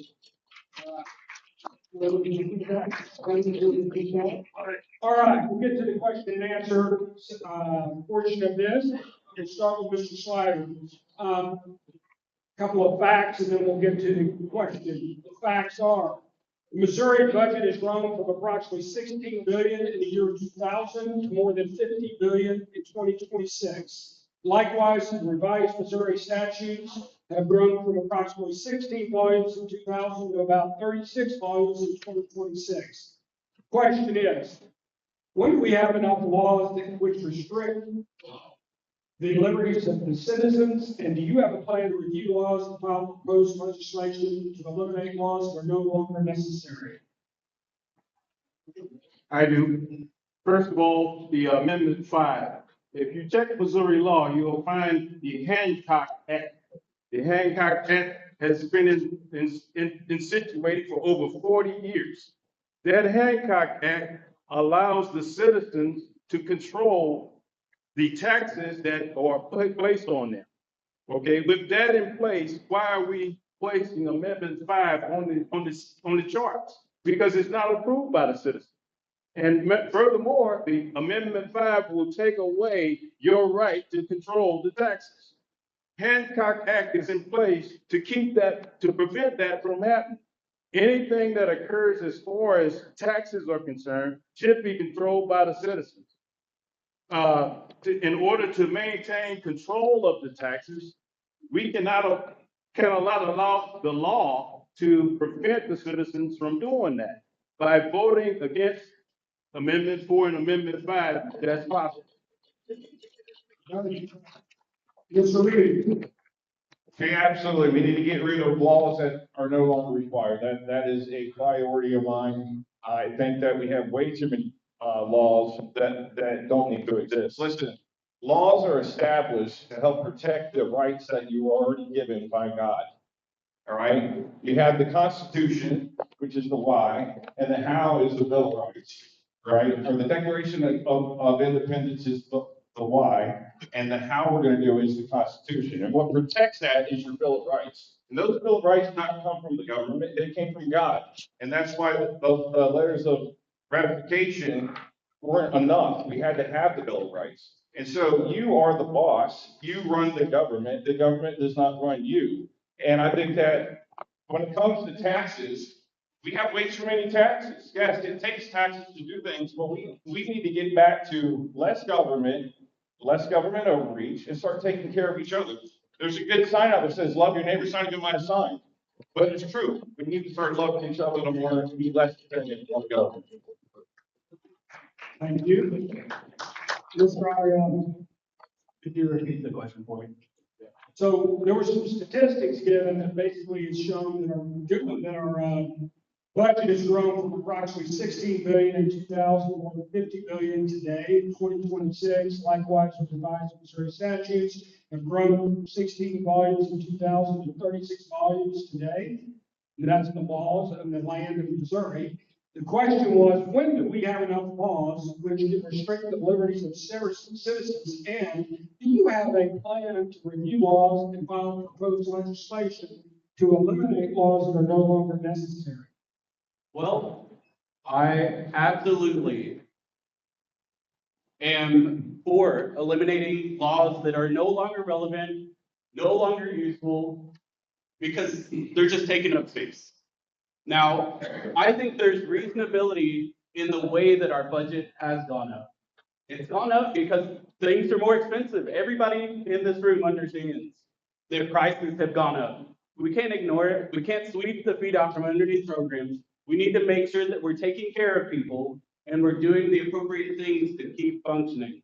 But there's always room to reduce spending in a reasonable manner and just shrink the overall size of government. Nobody likes big government, but government can be small and efficient, and it can do what it needs to do to make sure that everybody is able to have a better tomorrow. Thank you. Please repeat the question. Yes, the question was, when do we have enough laws that restrict the liberties of citizens? And do you have a plan to review laws and file proposed legislation to eliminate laws that are no longer necessary? First thing I'm going to do, I'm going to bring some hillbilly logic.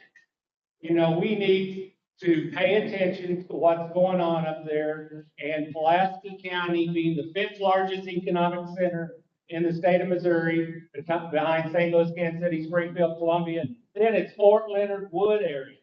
This is our area that we control and contribute a lot to the state, and the state needs to pay attention to what our needs are down here. 163 state reps up there.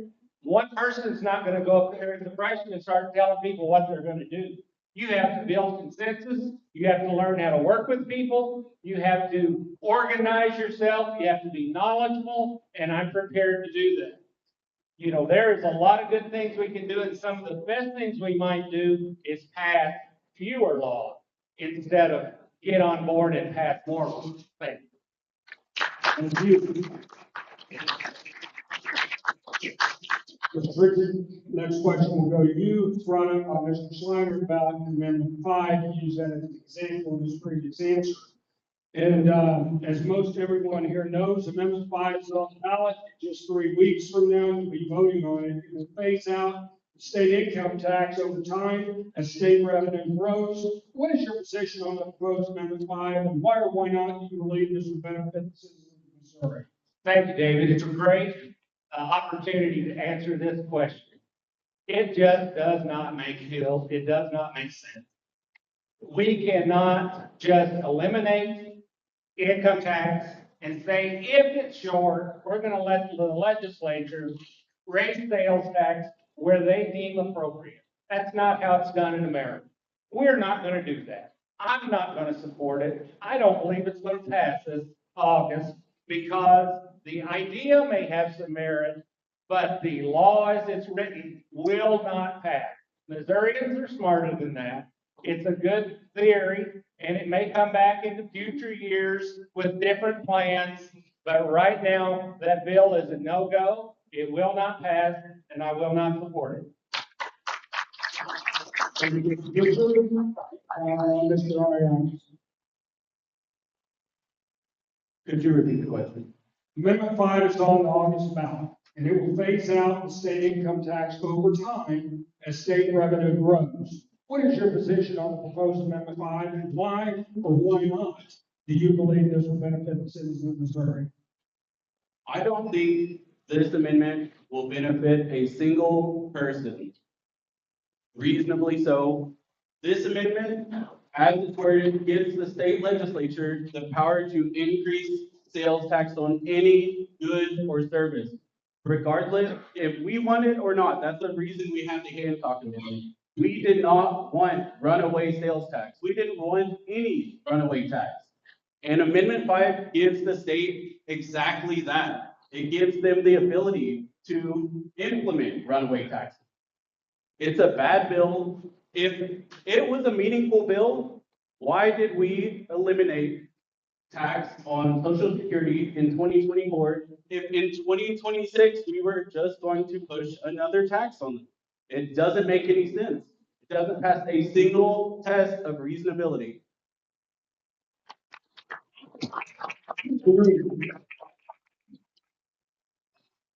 This is a very interesting question. My very first book I ever read in my life was the Fair Tax Act of 2005. I read it as a soldier in Iraq for Master Sergeant Brown. If you're still alive out there, thank you for that.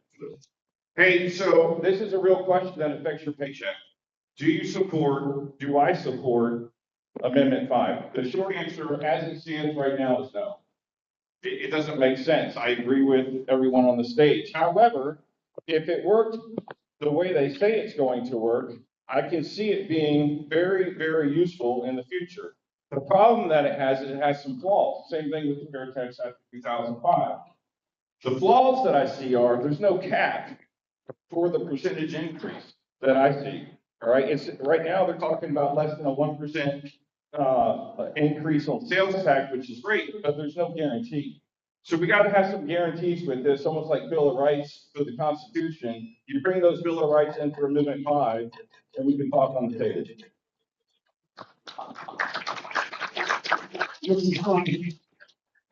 Like I said earlier, the Hancock Act was in place 40 years ago. Back to square one. It gives the citizens the power to control the taxes. So let's do the KISS method. Absolutely no. I will not support Amendment 5 in any form whatsoever because I'm stuck on the Hancock Act. If you don't believe me, check it out. Go up on the Google and bring it up. Amendment 5 is no good. It's too many loopholes. First of all, your Social Security.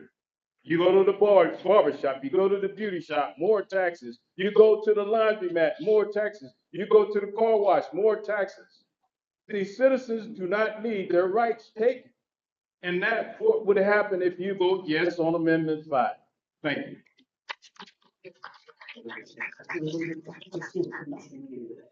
All right, next question. Mr. Rudy, What kind of relationship should the state of Missouri have with the federal government, and how will that affect your agenda if elected? I think it's very important. I think our Constitution, and specifically in the Bill of Rights Amendment 10, all right, gives the states the power over the country on certain things. And I think that we need to get more power back to the states and less power back to the federal government. That's the way our country's going. You know, not too long ago, Abraham Lincoln had people knock on the White House door to ask him a question. That's how really irrelevant the President of the United States was at the time, because the power belonged to the state. And I think that the state of Missouri, the showing state, we need to get that power back and be able to make decisions best for its citizens, you guys in the room, because you are the people. The government, again, works for you. We don't tell you what to do. You're the boss. And so I want to keep it that way. I want to bring the power back to the people. That starts with communication. That starts with allowing it to happen and having representatives go up there and represent you and fight for you. Oh, sorry, I was just going to Mr. Pritchard next. Would you repeat that, please? Yes. What kind of relationship should the state of Missouri have with the federal government, and how will that affect your agenda if elected?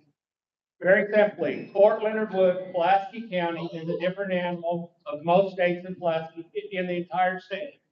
We have a huge government influence. It's here, it's not going away. We don't want it to go away. We have agriculture, we have lots of small business, we have lots of other things here too. But the big monster in the room is the United States government. We need to work with them closely, as we have. We need to provide opportunities for our military soldiers, sailor, airmen, and Marines who come through Fort Leonard Wood, and additional growth opportunities for Homeland Security and other bases, other operations that may come here, and make this a place to live, work, and play for the military families, and so that they can come here, they can get their training, and then they can go out and do the nation's business. It's a major piece of our District 121, and we have to foster it. I know how to do it. Could you repeat the question for me? Yes, the question is, what kind of relationship should the state of Missouri have with the federal government, and how will that affect your agenda if elected? I think the federal government should have minimal control over our state. But in reasonability, we have to be able to work together. It's part of everything that we do in this country, working together. But like Ben said, there's something that's described as the wall of federalism. And it prevents the federal government from reaching too far into the state's business. Now, I think right now the federal government has a little bit of an issue reaching into our business. I'm not saying that we should push them completely away, but we have to have reasonability in the way that we let people from outside of our state interact and influence us. Okay, thank you very much. We'll leave it to you can take the next question. Oh, I'm sorry. I apologize, Mr. Slider. I do not want to slight you. So let's give that mic to Mr. Slider. Thank you very much, Dan. Appreciate your help with that. Mr. Slider, do you have that question, or do you need to repeat it? No, you don't need to repeat it. Okay. The federal and state issue is a delicate situation because the state has to make laws that are meeting the federal requirement. Now, as we look at from state level, working down to our local level, we have to be delicate with our citizens on our decisions and how we correlate our decisions to match what the federal government says the law is. Therefore, as a House of Representative person representing my citizens, I'm going to make sure that I am making the correct decisions that won't impact you in a negative way. At the same time, keeping an appropriate balance with the laws according to federal requirements. So it's a two frame situation. But my citizens will always be my main objective. Thank you. Thank you. Give that to Mr. Arias. Next question first, Mr. Arias. Since marijuana was legalized in the state of Missouri, marijuana dispensaries are becoming more prevalent around the state, to include Pulaski County. Are you aware of these dispensaries that pay their mandated taxes to the counties? And if elected, what would you do to ensure that they're doing so? I have not looked specifically to see if the dispensaries are paying their share back into our community that we give them access to.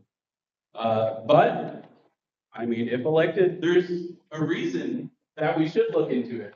Anybody that is here and using our infrastructure, our roads, our sidewalks, our electricity, our water, our people, needs to pay into the system. It's how we continue to move things forward. It's how we fund so many things across our state and our community. Next one will be Mr. Pritchard to answer that question.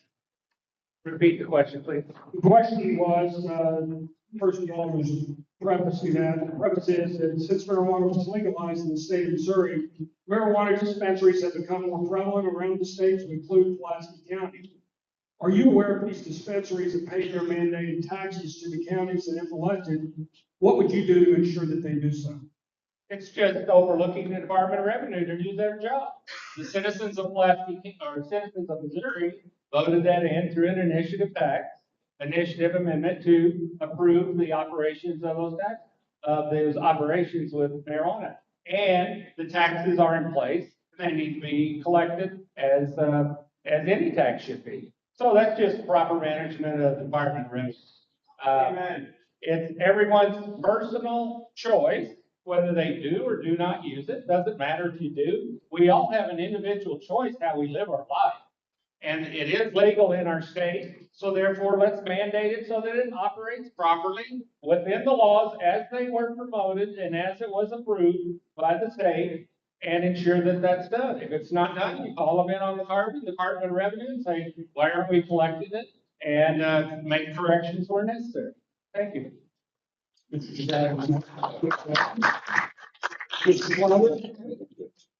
the question. Yeah, so the question is, well, the statement first was that since marijuana was legalized in Missouri, marijuana dispensaries are becoming more prevalent in and around the state, to include Pulaski County.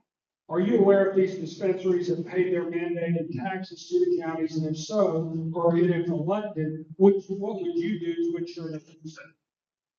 First of all, it's not my job to make sure that they are paying their taxes. It's the revenue department that does that. Officials are not investigators. Now, we will make laws to prevent that from happening, but it's not our job to enforce tax payments or anything else. Our job is to make sure that our areas are safe, our citizens are taken care of. But now, if the citizens want us to make laws to take care of taxes, then we can bring that to our council and decide what we can do to prevent that from occurring. Thank you. Mr. Rudy. Okay, so I agree with Keith, all right, that it's not the legislator's job to enforce people paying their taxes, right? And my big question would be is why do we have a special tax for a special freedom that we have? That's my big deal in the room is, you know, the Constitution talks about life, liberty, and the pursuit of happiness. And we say, okay, we're going to pass the law and say we can do these things. But why do we only do that if we can tax higher on a special tax to allow you to do them? We just need to have a fair tax for everything that's sold. And it doesn't matter what's sold, if it's alcohol, marijuana, clothes, shoes, just put a flat tax on that bad boy and let's all pay our dues. We overcomplicate the process, and that's why we have too much government.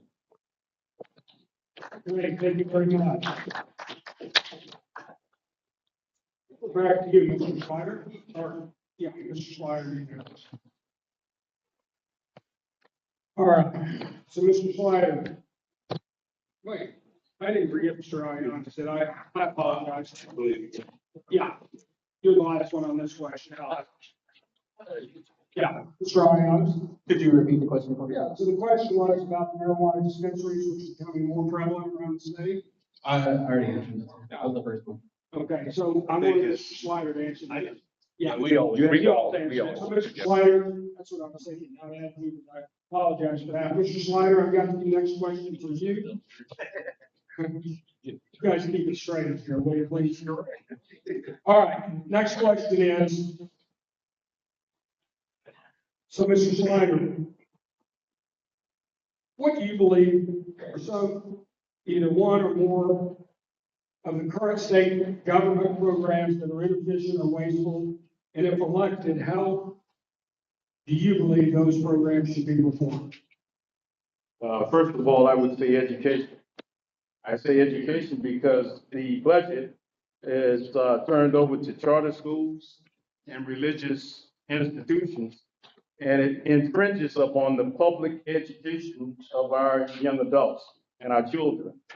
The reason I say that, if you look at the statistics, it's more money spent in Missouri on charter and religious schools than goes into public schools. In order to defeat that process, I would take money from the border schools, charter schools, and the religious schools and turn it back into the public schools. Also, I would raise teacher pay because our teachers don't get paid enough. Our teachers get paid maybe $40,000, $30,000 to begin. In Japan, which is the #1 educational nation, they're treated like doctors. They're treated exponentially. Mr. Rudy.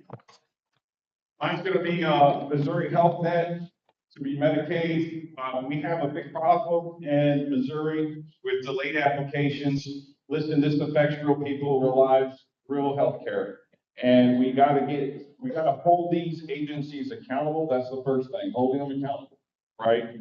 The second thing is stop overlapping services. One of the problems that we have is we have so many different organizations doing very similar things. So what can we specifically do to assign specific roles for organizations so that we're not, one, it's gonna be cheaper to run that organization, so we're not paying people the same thing to do the same thing over and over and over.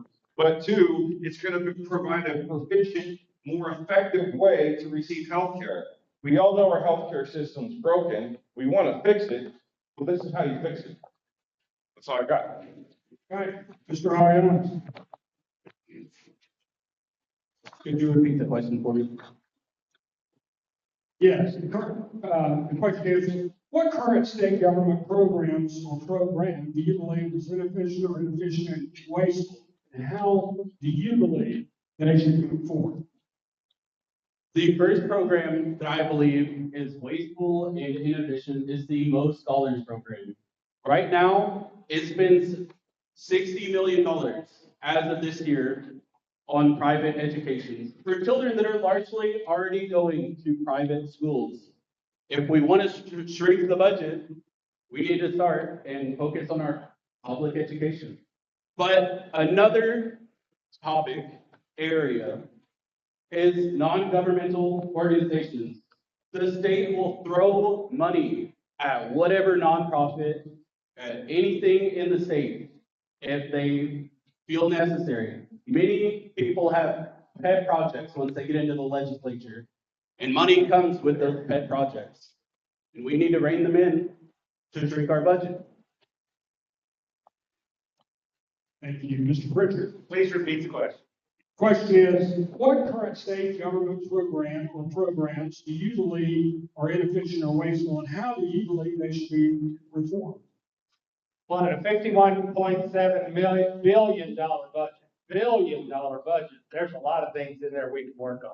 And I think some good logic of how to address the amount of goods and services the government should be providing compared to what the government is providing certainly is worth looking at. I believe the Department of Transportation, where the state of Missouri has the fifth largest amount of mileage that we take care of, and we fund it with about the 35th amount of dollars. And we have to be careful that those dollars aren't all spent in the metro area.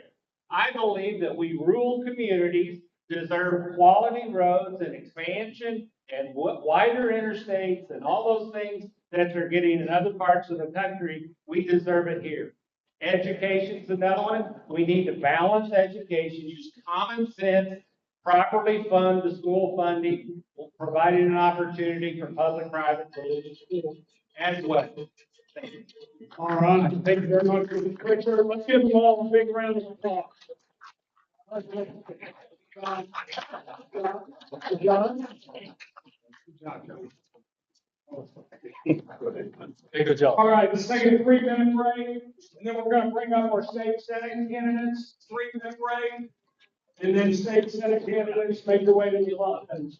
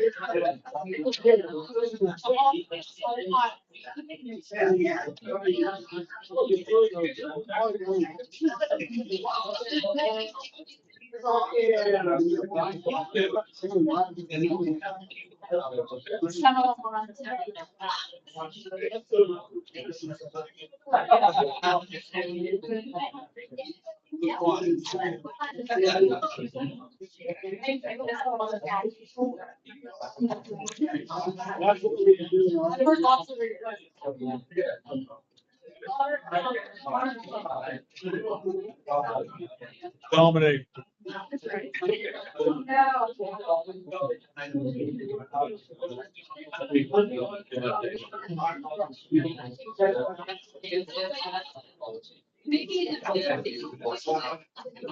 Virginia, I want to meet you.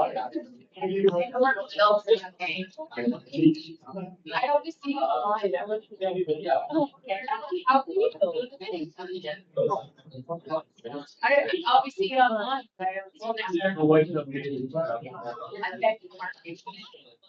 Hi, Bill. Hey, how you been? No, that's a really good deal.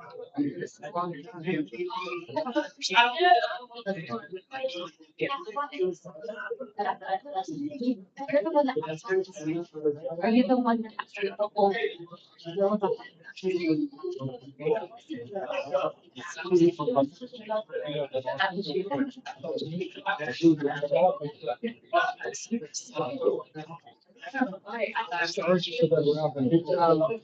Good for you. And I sent you the about the. Okay. I got a big question.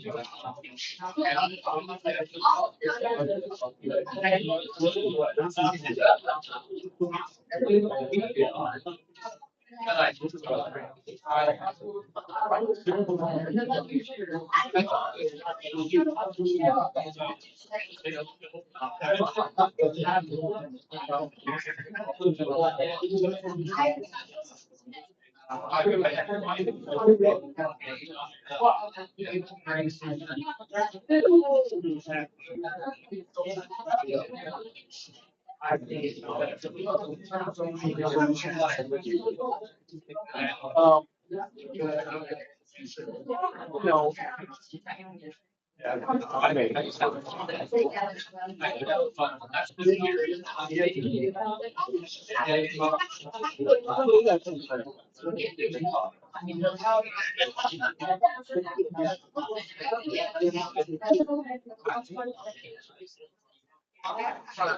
Yes.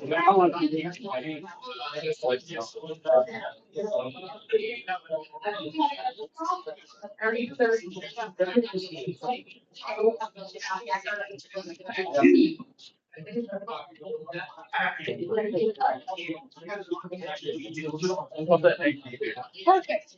Sounds good. Sounds good. I like being in. Yeah.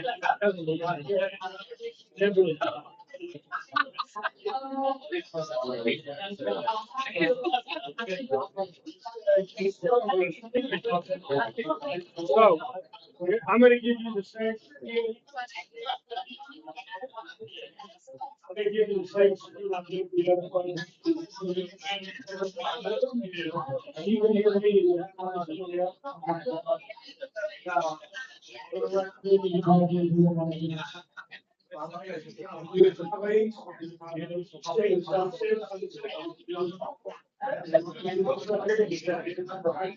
got 60 seconds.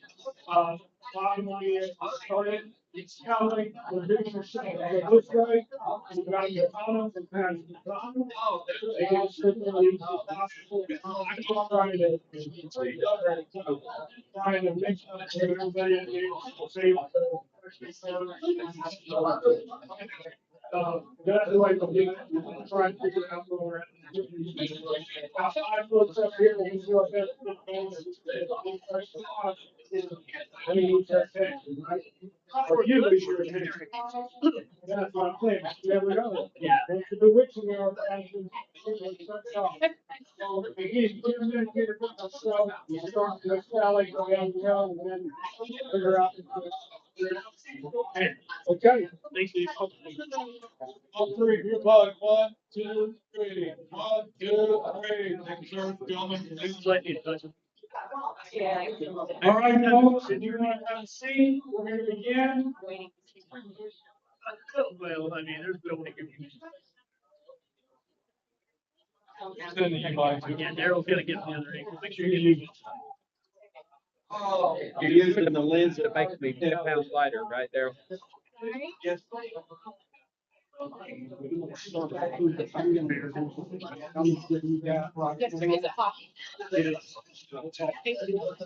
to get him to hug, but he wouldn't do it.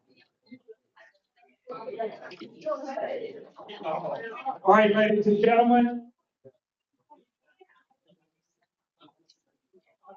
I'll introduce the candidates for the 16th senatorial district, the Senate race here in our area, 6 counties, and then we'll give them an opportunity to introduce themselves to you. This is alphabetical, so we've got current legislative district, 121st, state representative Bill Hardwick. We've got serving as the state representative for the 124th legislative district, Don Mayhew. We've got a former representative, Hannah Kelly. We've also have on the Republican ticket, Philip Lohmann. And we have on the Democratic ticket, Virginia Staabs. Scott. All right. Now they're going to introduce themselves to you, and I'll turn it over to Hannah Kelly. Thank you, sir. All right, they gave us, can you hear me okay? All right. My name is Hannah Kelly. Can you hear me? All right. I am a mom, I'm a business owner, and I am a farm girl from Wright County. I believe in making sure the government is accountable to the people. And I have served in the state legislature for 8 years on behalf of the Cleve, Wright, and Douglas counties, as well as Webster counties. It's an honor to be here tonight. My most favorite opportunity in life is to be a mother. And I adopted my daughter when she was 17. She's getting married tomorrow. But she is a huge part of why I'm here tonight, why I'm asking to go to work for you. Our children are our future, and I look forward to getting you all to visit with you all more and answering any questions.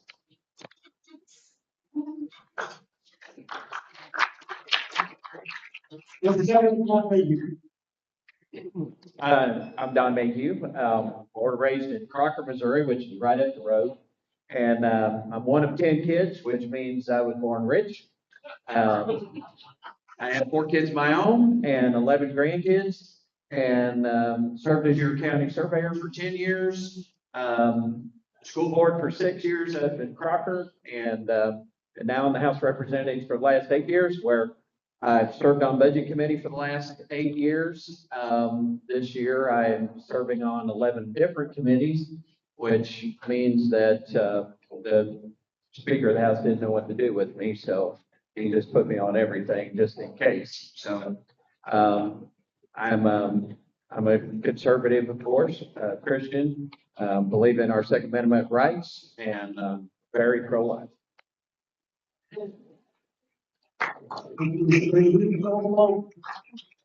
Hi, everyone. Hello, Bowen, can you hear me? All right. Working? All right. I am running for State Senate District 16. I'm a visionary. We need to focus on the future of this state. Looking to the past is great. My ancestors were one of the founding families of Missouri. Our history must be honored, but we cannot let shroud us or hold us back from focusing on the future of our kids. We need new investment, and we need new leadership. It's time to level up with Philip, and we need to represent the next generation of American citizens in this state. I look forward to answering your questions. I look forward to serving you, the people. Thank you. Hello, can y'all hear me? Yes. Good, doing better than Saturday. My name is Virginia Staabs. I am living in Richland right now. I have been working in the city, in the county, and all over the state, talking to people for the last 4 years. With many things. I have a small business that when I moved here, I was planning to retire and close. But word of mouth, it has more than tripled. So, and I'm trying to figure out how to retire. This doesn't seem like this is the way, but in talking to people, they want change. And one of the big changes they want is for their voices to be heard and used in Jefferson City. Good evening, everybody. I'm Bill Hardwick. I've been your state representative for the last 6 years, and I love our community, and I do believe in protecting our freedom. And I've worked hard for Fort Leonard Wood and for our area. And I look around the room and I see a lot of folks who I help with a constituent issue, or who I worked on a law for, or who just asked me to advocate on an issue. And I'm trying to do a good job to do well representing you and represent your values and represent our community. And I'm asking for the chance to let me keep doing that and serving you on a greater level. And thank you all for being here tonight. God bless you. All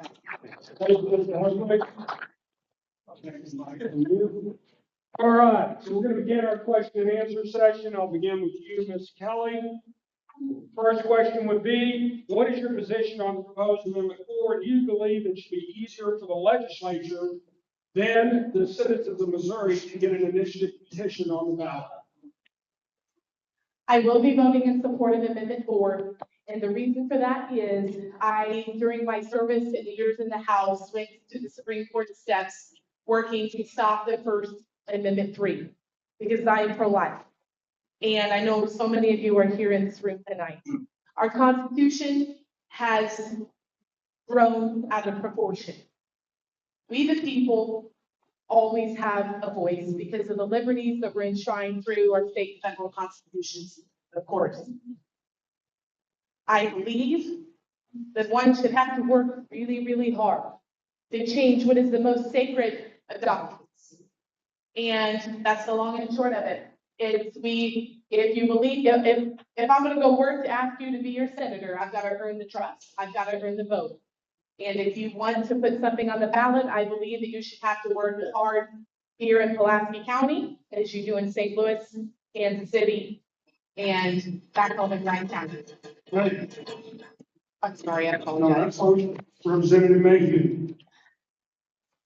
Okay, so that's really two questions. First one is, do we need to have it where it's more difficult to change the Constitution? Absolutely. How many people out here read all 43 pages of the lawyer gobbledygook that was associated with the marijuana amendment?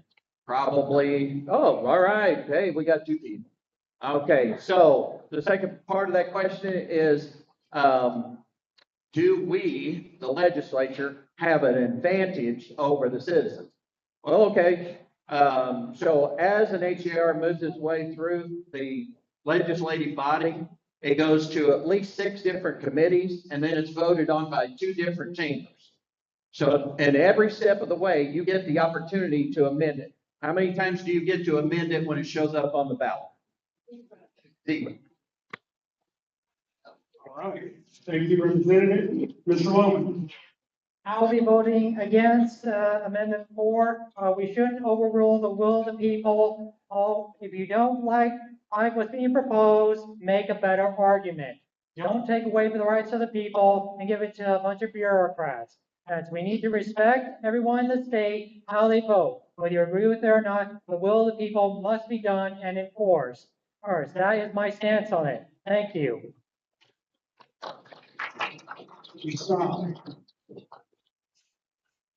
This is a hard no. And it's a hard no because the legislature tells you all the steps they go through.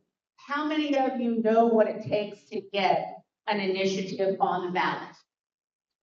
I got 2. I happen to have been privileged to be a part of one of those initiatives that we're hoping will be on the ballot in November from the beginning. It is not a simple process. It requires many lawyers. It requires constitutional lawyers. It requires multiple times talking to the Secretary of State. It requires a consensus of citizens who don't even know that there's an election or what the process is to get it on the ballot. We have to talk to more than 4 times the number of signatures that we need in hopes of getting enough ballot signatures. And a signature to put it on the ballot only gets it on the ballot. I've collected signatures of people who said, I expect your right to vote on it, but I'm voting yes. I will vote yes. Mr. Hardwick. I do think that we should reform the initiative petition process, but I did not vote for this vote in my view reform. But I mentioned the recent state because the initiative petition process is 51%, but the legislature then all 8 congressional districts. And the legislative process was simple majority. So I felt like there was a double standard that was created. And I felt like that if you required all 8 congressional districts, you would functionally eliminate the initiative petition process, which if the Democrats take over the legislature, we would need that to hold them accountable. And it would risk me having abortion stuck in the Missouri Constitution. So I didn't think that it was a version that was powerful, because I think that we have to hold the government accountable and even hold the legislature accountable. So I do think that we should make it harder to amend the Missouri Constitution. There's a lot of bad stuff that shouldn't go into the Constitution. I don't think we should get rid of the initiative petition process. I think you should have a way to kind of rise up and say the government's not working with you. That's my opinion. Representative Hardwick, next question will be you first, and then we'll just come back down the line.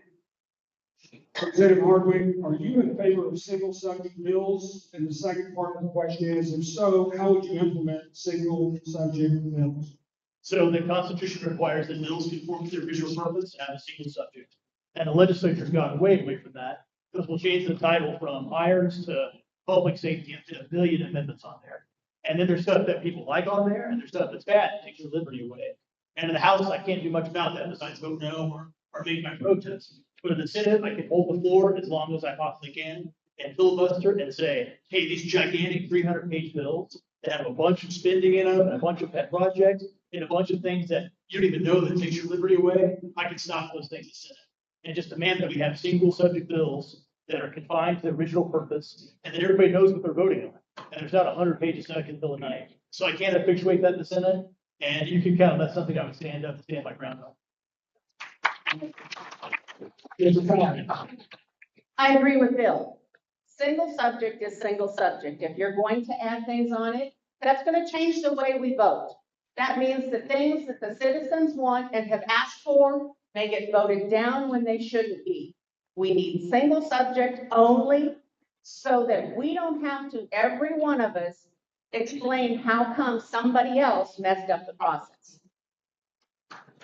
Thank you, Mr. Lohmann. Yes, basically we can vote yes or no in the Senate and hold it for as long as possible. We must keep single subject on a single subject. If you want to Scooby-Doo sandwich this, we're going to need to talk about it more. All right. I'm going to push to make sure the senators and House members actually show up and do your job. We can't just do these backroom deals with regulators. We're getting too far away from the legislative process, and we need to restore it back to the American people and have clear messaging. And as Bill Eigel once said, if we're not given a chance to read it, we need a 3D period to read it, and if we don't know what's in it, you automatically vote no, because it's better that bad legislation die than good legislation pass. Otherwise, it's nearly impossible to get rid of either way. Thank you.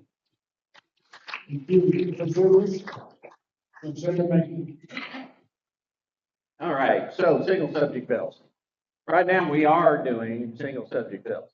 The first 4 years in the House of Representatives, we changed title on the floor, something totally different, and then add a whole bunch of stuff in there. Well, fortunately, one of the few times I've agreed with our Missouri Supreme Court, they said, yeah, you can't do that. So the reality is, in the last 4 years, we've adhered fairly well to the single subject rule. Where we're running into a problem now, which is where we really need to make a difference, and mostly on the Senate side, is the conference committee process. During the conference committee process, you can pretty much add whatever you want to into a bill and then send it back to be truly agreed to and finally passed. If we need to make a change at all in our legislature, that's where it needs to be made. Thank you. Ms. Gallo? Thank you, sir. The first thing I will do if elected to serve you in the state Senate is sit down with those who are looking to be in Senate leadership and have this very discussion with them. I've said it often over the last 8 years in the House that you gave me, my people, and the 141st District gave me the chance to serve. We aren't concession at Christmas time. And the big bills are often referred to as Christmas tree bills. And I believe it is imperative to start that conversation on day one and make sure that the leadership understands that we, the people, want to see no Christmas tree bills during session. All right. All right, thank you very much. The next question, we'll start with you, Mr. Mayhew. There you go. Next question is, Article 3, Sections 21 and 23 of the Missouri Constitution relates to the limits on legislative powers and describes how bills must be structured. Please describe how you will be committed to upholding these sections. So, Frank told me there wouldn't be any math.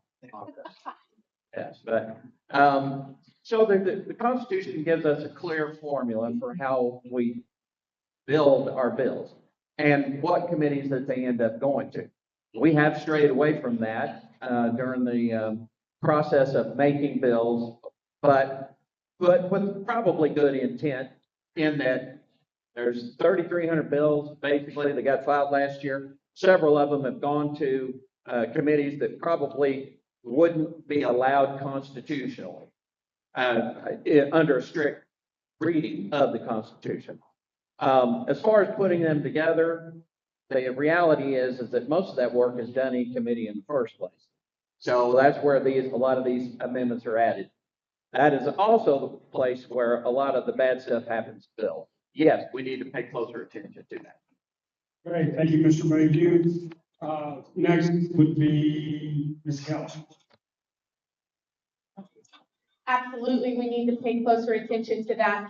And not to be repetitive, but I would continually stand guard on these issues with the Senate leadership team if elected to serve you. Communication is everything. We know that whether it's at our kitchen table, at our place of business, at our local government, state or federal. You have to communicate. If I see something going off the rails, I'm going to have the relationships built where they will sit down and listen to what you, the people who sent me there, are saying, as well as my own concerns when I see it going away from the constitutional guidance that we are sworn to uphold. Thank you, sir. Article 3 of the Missouri Constitution requires that we have an original purpose and a single subject. And the Missouri Supreme Court says the draft of the bill makes a strategic decision about how wide of a title they have. But it's required that they have a clear title. That Article 3 about the legislature also requires that we not have bills that are special laws that benefit one area, that's another area. That we have bills that benefit a special corporation, that's our favorite, right? And that there's a process when the bill can be filed and when the bill has to move through the process. Eventually before the deadline, and the referral bills with the speaker's office. So I think if you're drafting it, you have to realize that it has to be something that's in the general benefit of your constituents and conforms to those requirements in Article 3 of the 3 Constitution. What we've done is we've let other groups kind of take over the process. And as we got further from the Constitution, we had more and more special interests driving the process. And I think that'd be returned back to the Constitution, to the people. Thank you. The guidelines and the rules in the legislature and the Constitution, the statutes, for a reason. It's so that these things don't go off the rails. If we let them go off the rails, that means people weren't paying attention. It means our elected officials weren't paying attention. It means we weren't given the ability to hold them accountable. It needs to be held accountable. It needs to be followed. There's a reason we have those rules. They need to be followed. Back to the same issue.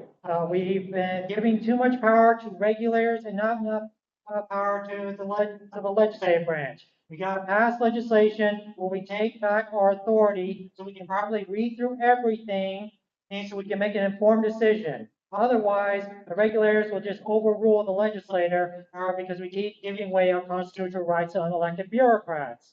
Yes, if we take back our power as the legislative branch, we can more effectively pass bills and legislation that benefits you, the people. It's time we listen to the people and take back the power so that we can properly focus on the future of this country and properly serve every individual in this state. Thank you.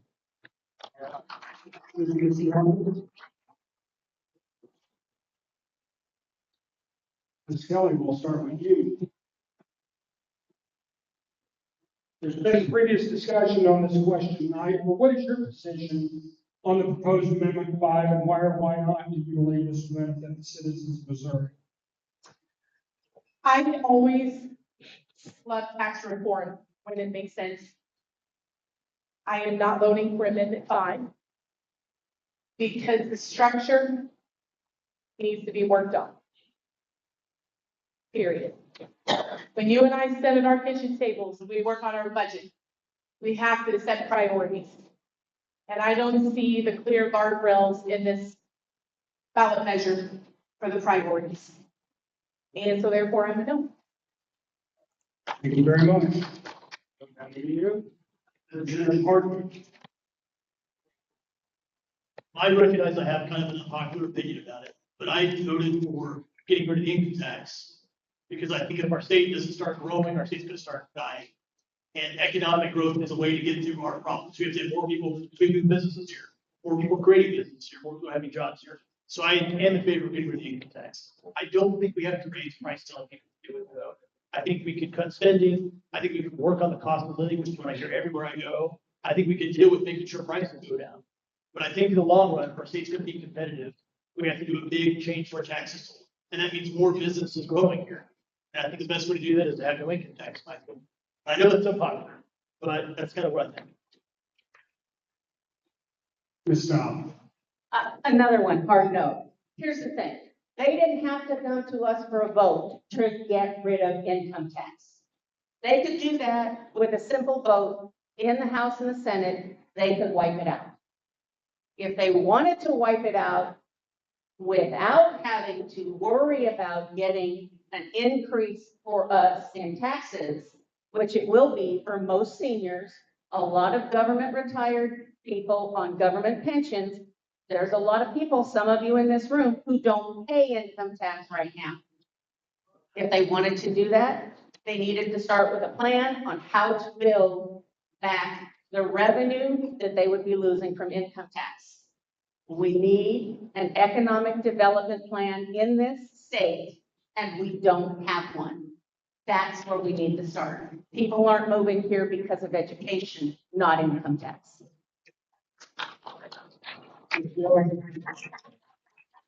I will be voting in favor of Amendment 5. As my grandfather says, when it comes to taxes on the ballot, it's a pick your poison. So the options are a higher sales tax or getting rid of income tax. With income tax, you don't get the choice what comes out of your wallet. With sales tax, you can choose whether or not to buy something. That's the difference. Now, that doesn't mean that the state's automatically going to raise it. It's only if the budget falls short.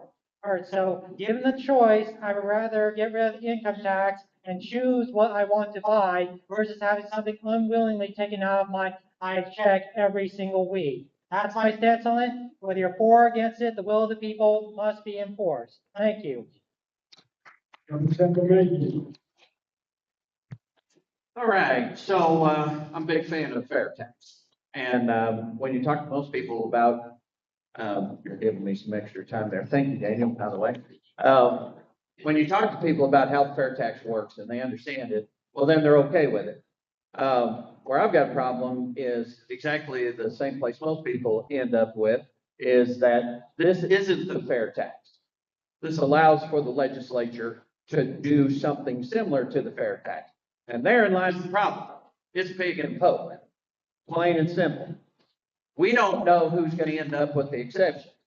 So my business, I'm an engineer and a surveyor. I would be one of them who would end up being taxed under this scheme. The problem is that engineers and surveyors can't afford high-priced lobbyists. But there are segments of our economy that can. And so I don't want to be the last guy holding the bag. If it truly is a fair tax, it applies to everyone, no exceptions. And that's where I have a problem with it right now. Okay, thank you very much. All right, moving on. Let's go down here. Ms. Staabs, I'll ask you this question and let you take that one first. Okay. And the question is, what do you see as the most important issue facing the state of Missouri at this present time, and what specific legislation would you support to address it? I kind of touched on this a minute ago. People are not moving to this state, not because we have an income tax, but because our education system is bad. You only have to go look and see where we sit in the country to know that we are not at a level that we should be to get people to come here. The best thing we can do is fully fund public education. That is the most even way to make sure that every child has the same opportunity to make more than minimum wage. And when every child has that opportunity, they will convince their employers they're worth it. Where's it go next? Goes to Mr. Lohmann. All right. My answer is World War III with China. That's our biggest threat right now. Donald Trump is talking about this right now on the East Coast.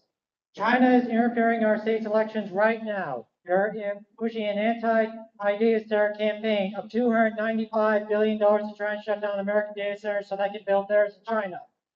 They are responsible for partnering with the cartels in fentanyl and human trafficking. For all the ranks now, third in human trafficking, I get constant calls from parents saying, "Where's my kid?" every day. I'm going to revive the state guard. We're going to take back our farmlands, and we're going to be kicking China out. We will fight the crime in our streets. We will make our neighborhoods safe again, and we will win World War III in 2036. We have until then and to prepare. I will be reviving our defense industry, bringing tens of thousands of jobs to our neighborhoods, and we will have a future for our children. Thank you. Representative Mayhew.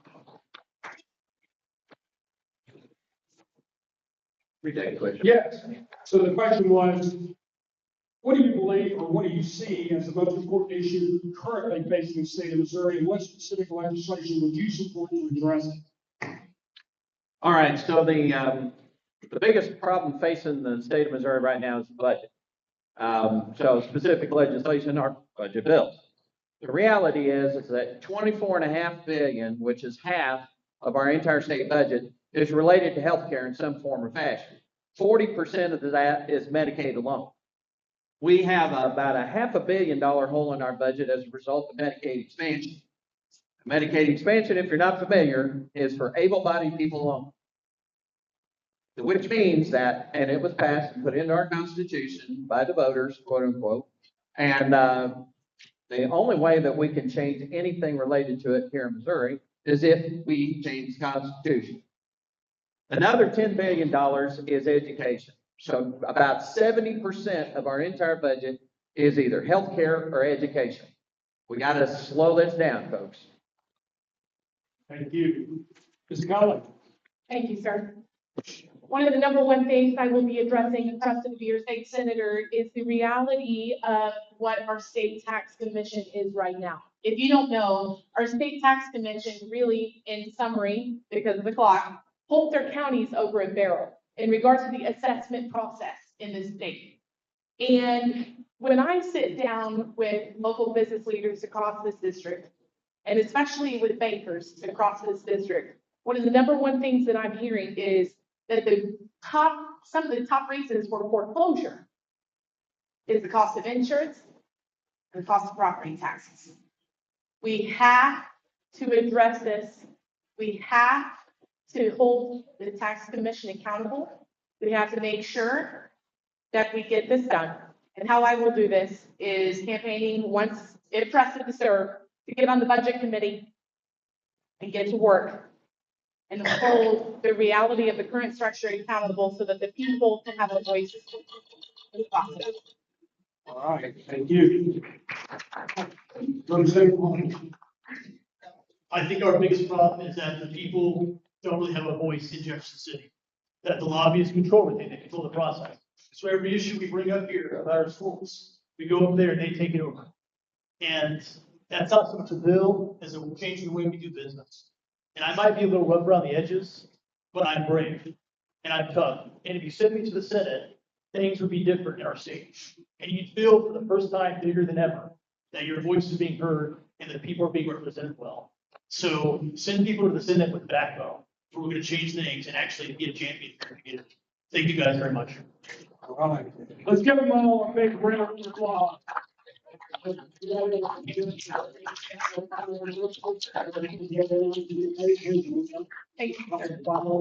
Okay, thank you all. Yeah, and then we'll wrap it up at time. Okay, a couple of final announcements here, and again, give everybody a big round of applause. Couple of final announcements here, and thank you all for coming. Really do, this is about democracy, and this is where it starts at the groundwork level. Thank everyone for making, they work hard to make this event possible. Again, Amy Spokeshak, thank her. And want to make sure everybody knows August 3rd is the primary election. November 3rd is the general election. Save the date, make plans to attend the Republican Hall dinner, which is at the Dixon Senior Center on October 15th at 5:30 p.m. Thank you again for attending this evening. Have a good evening. I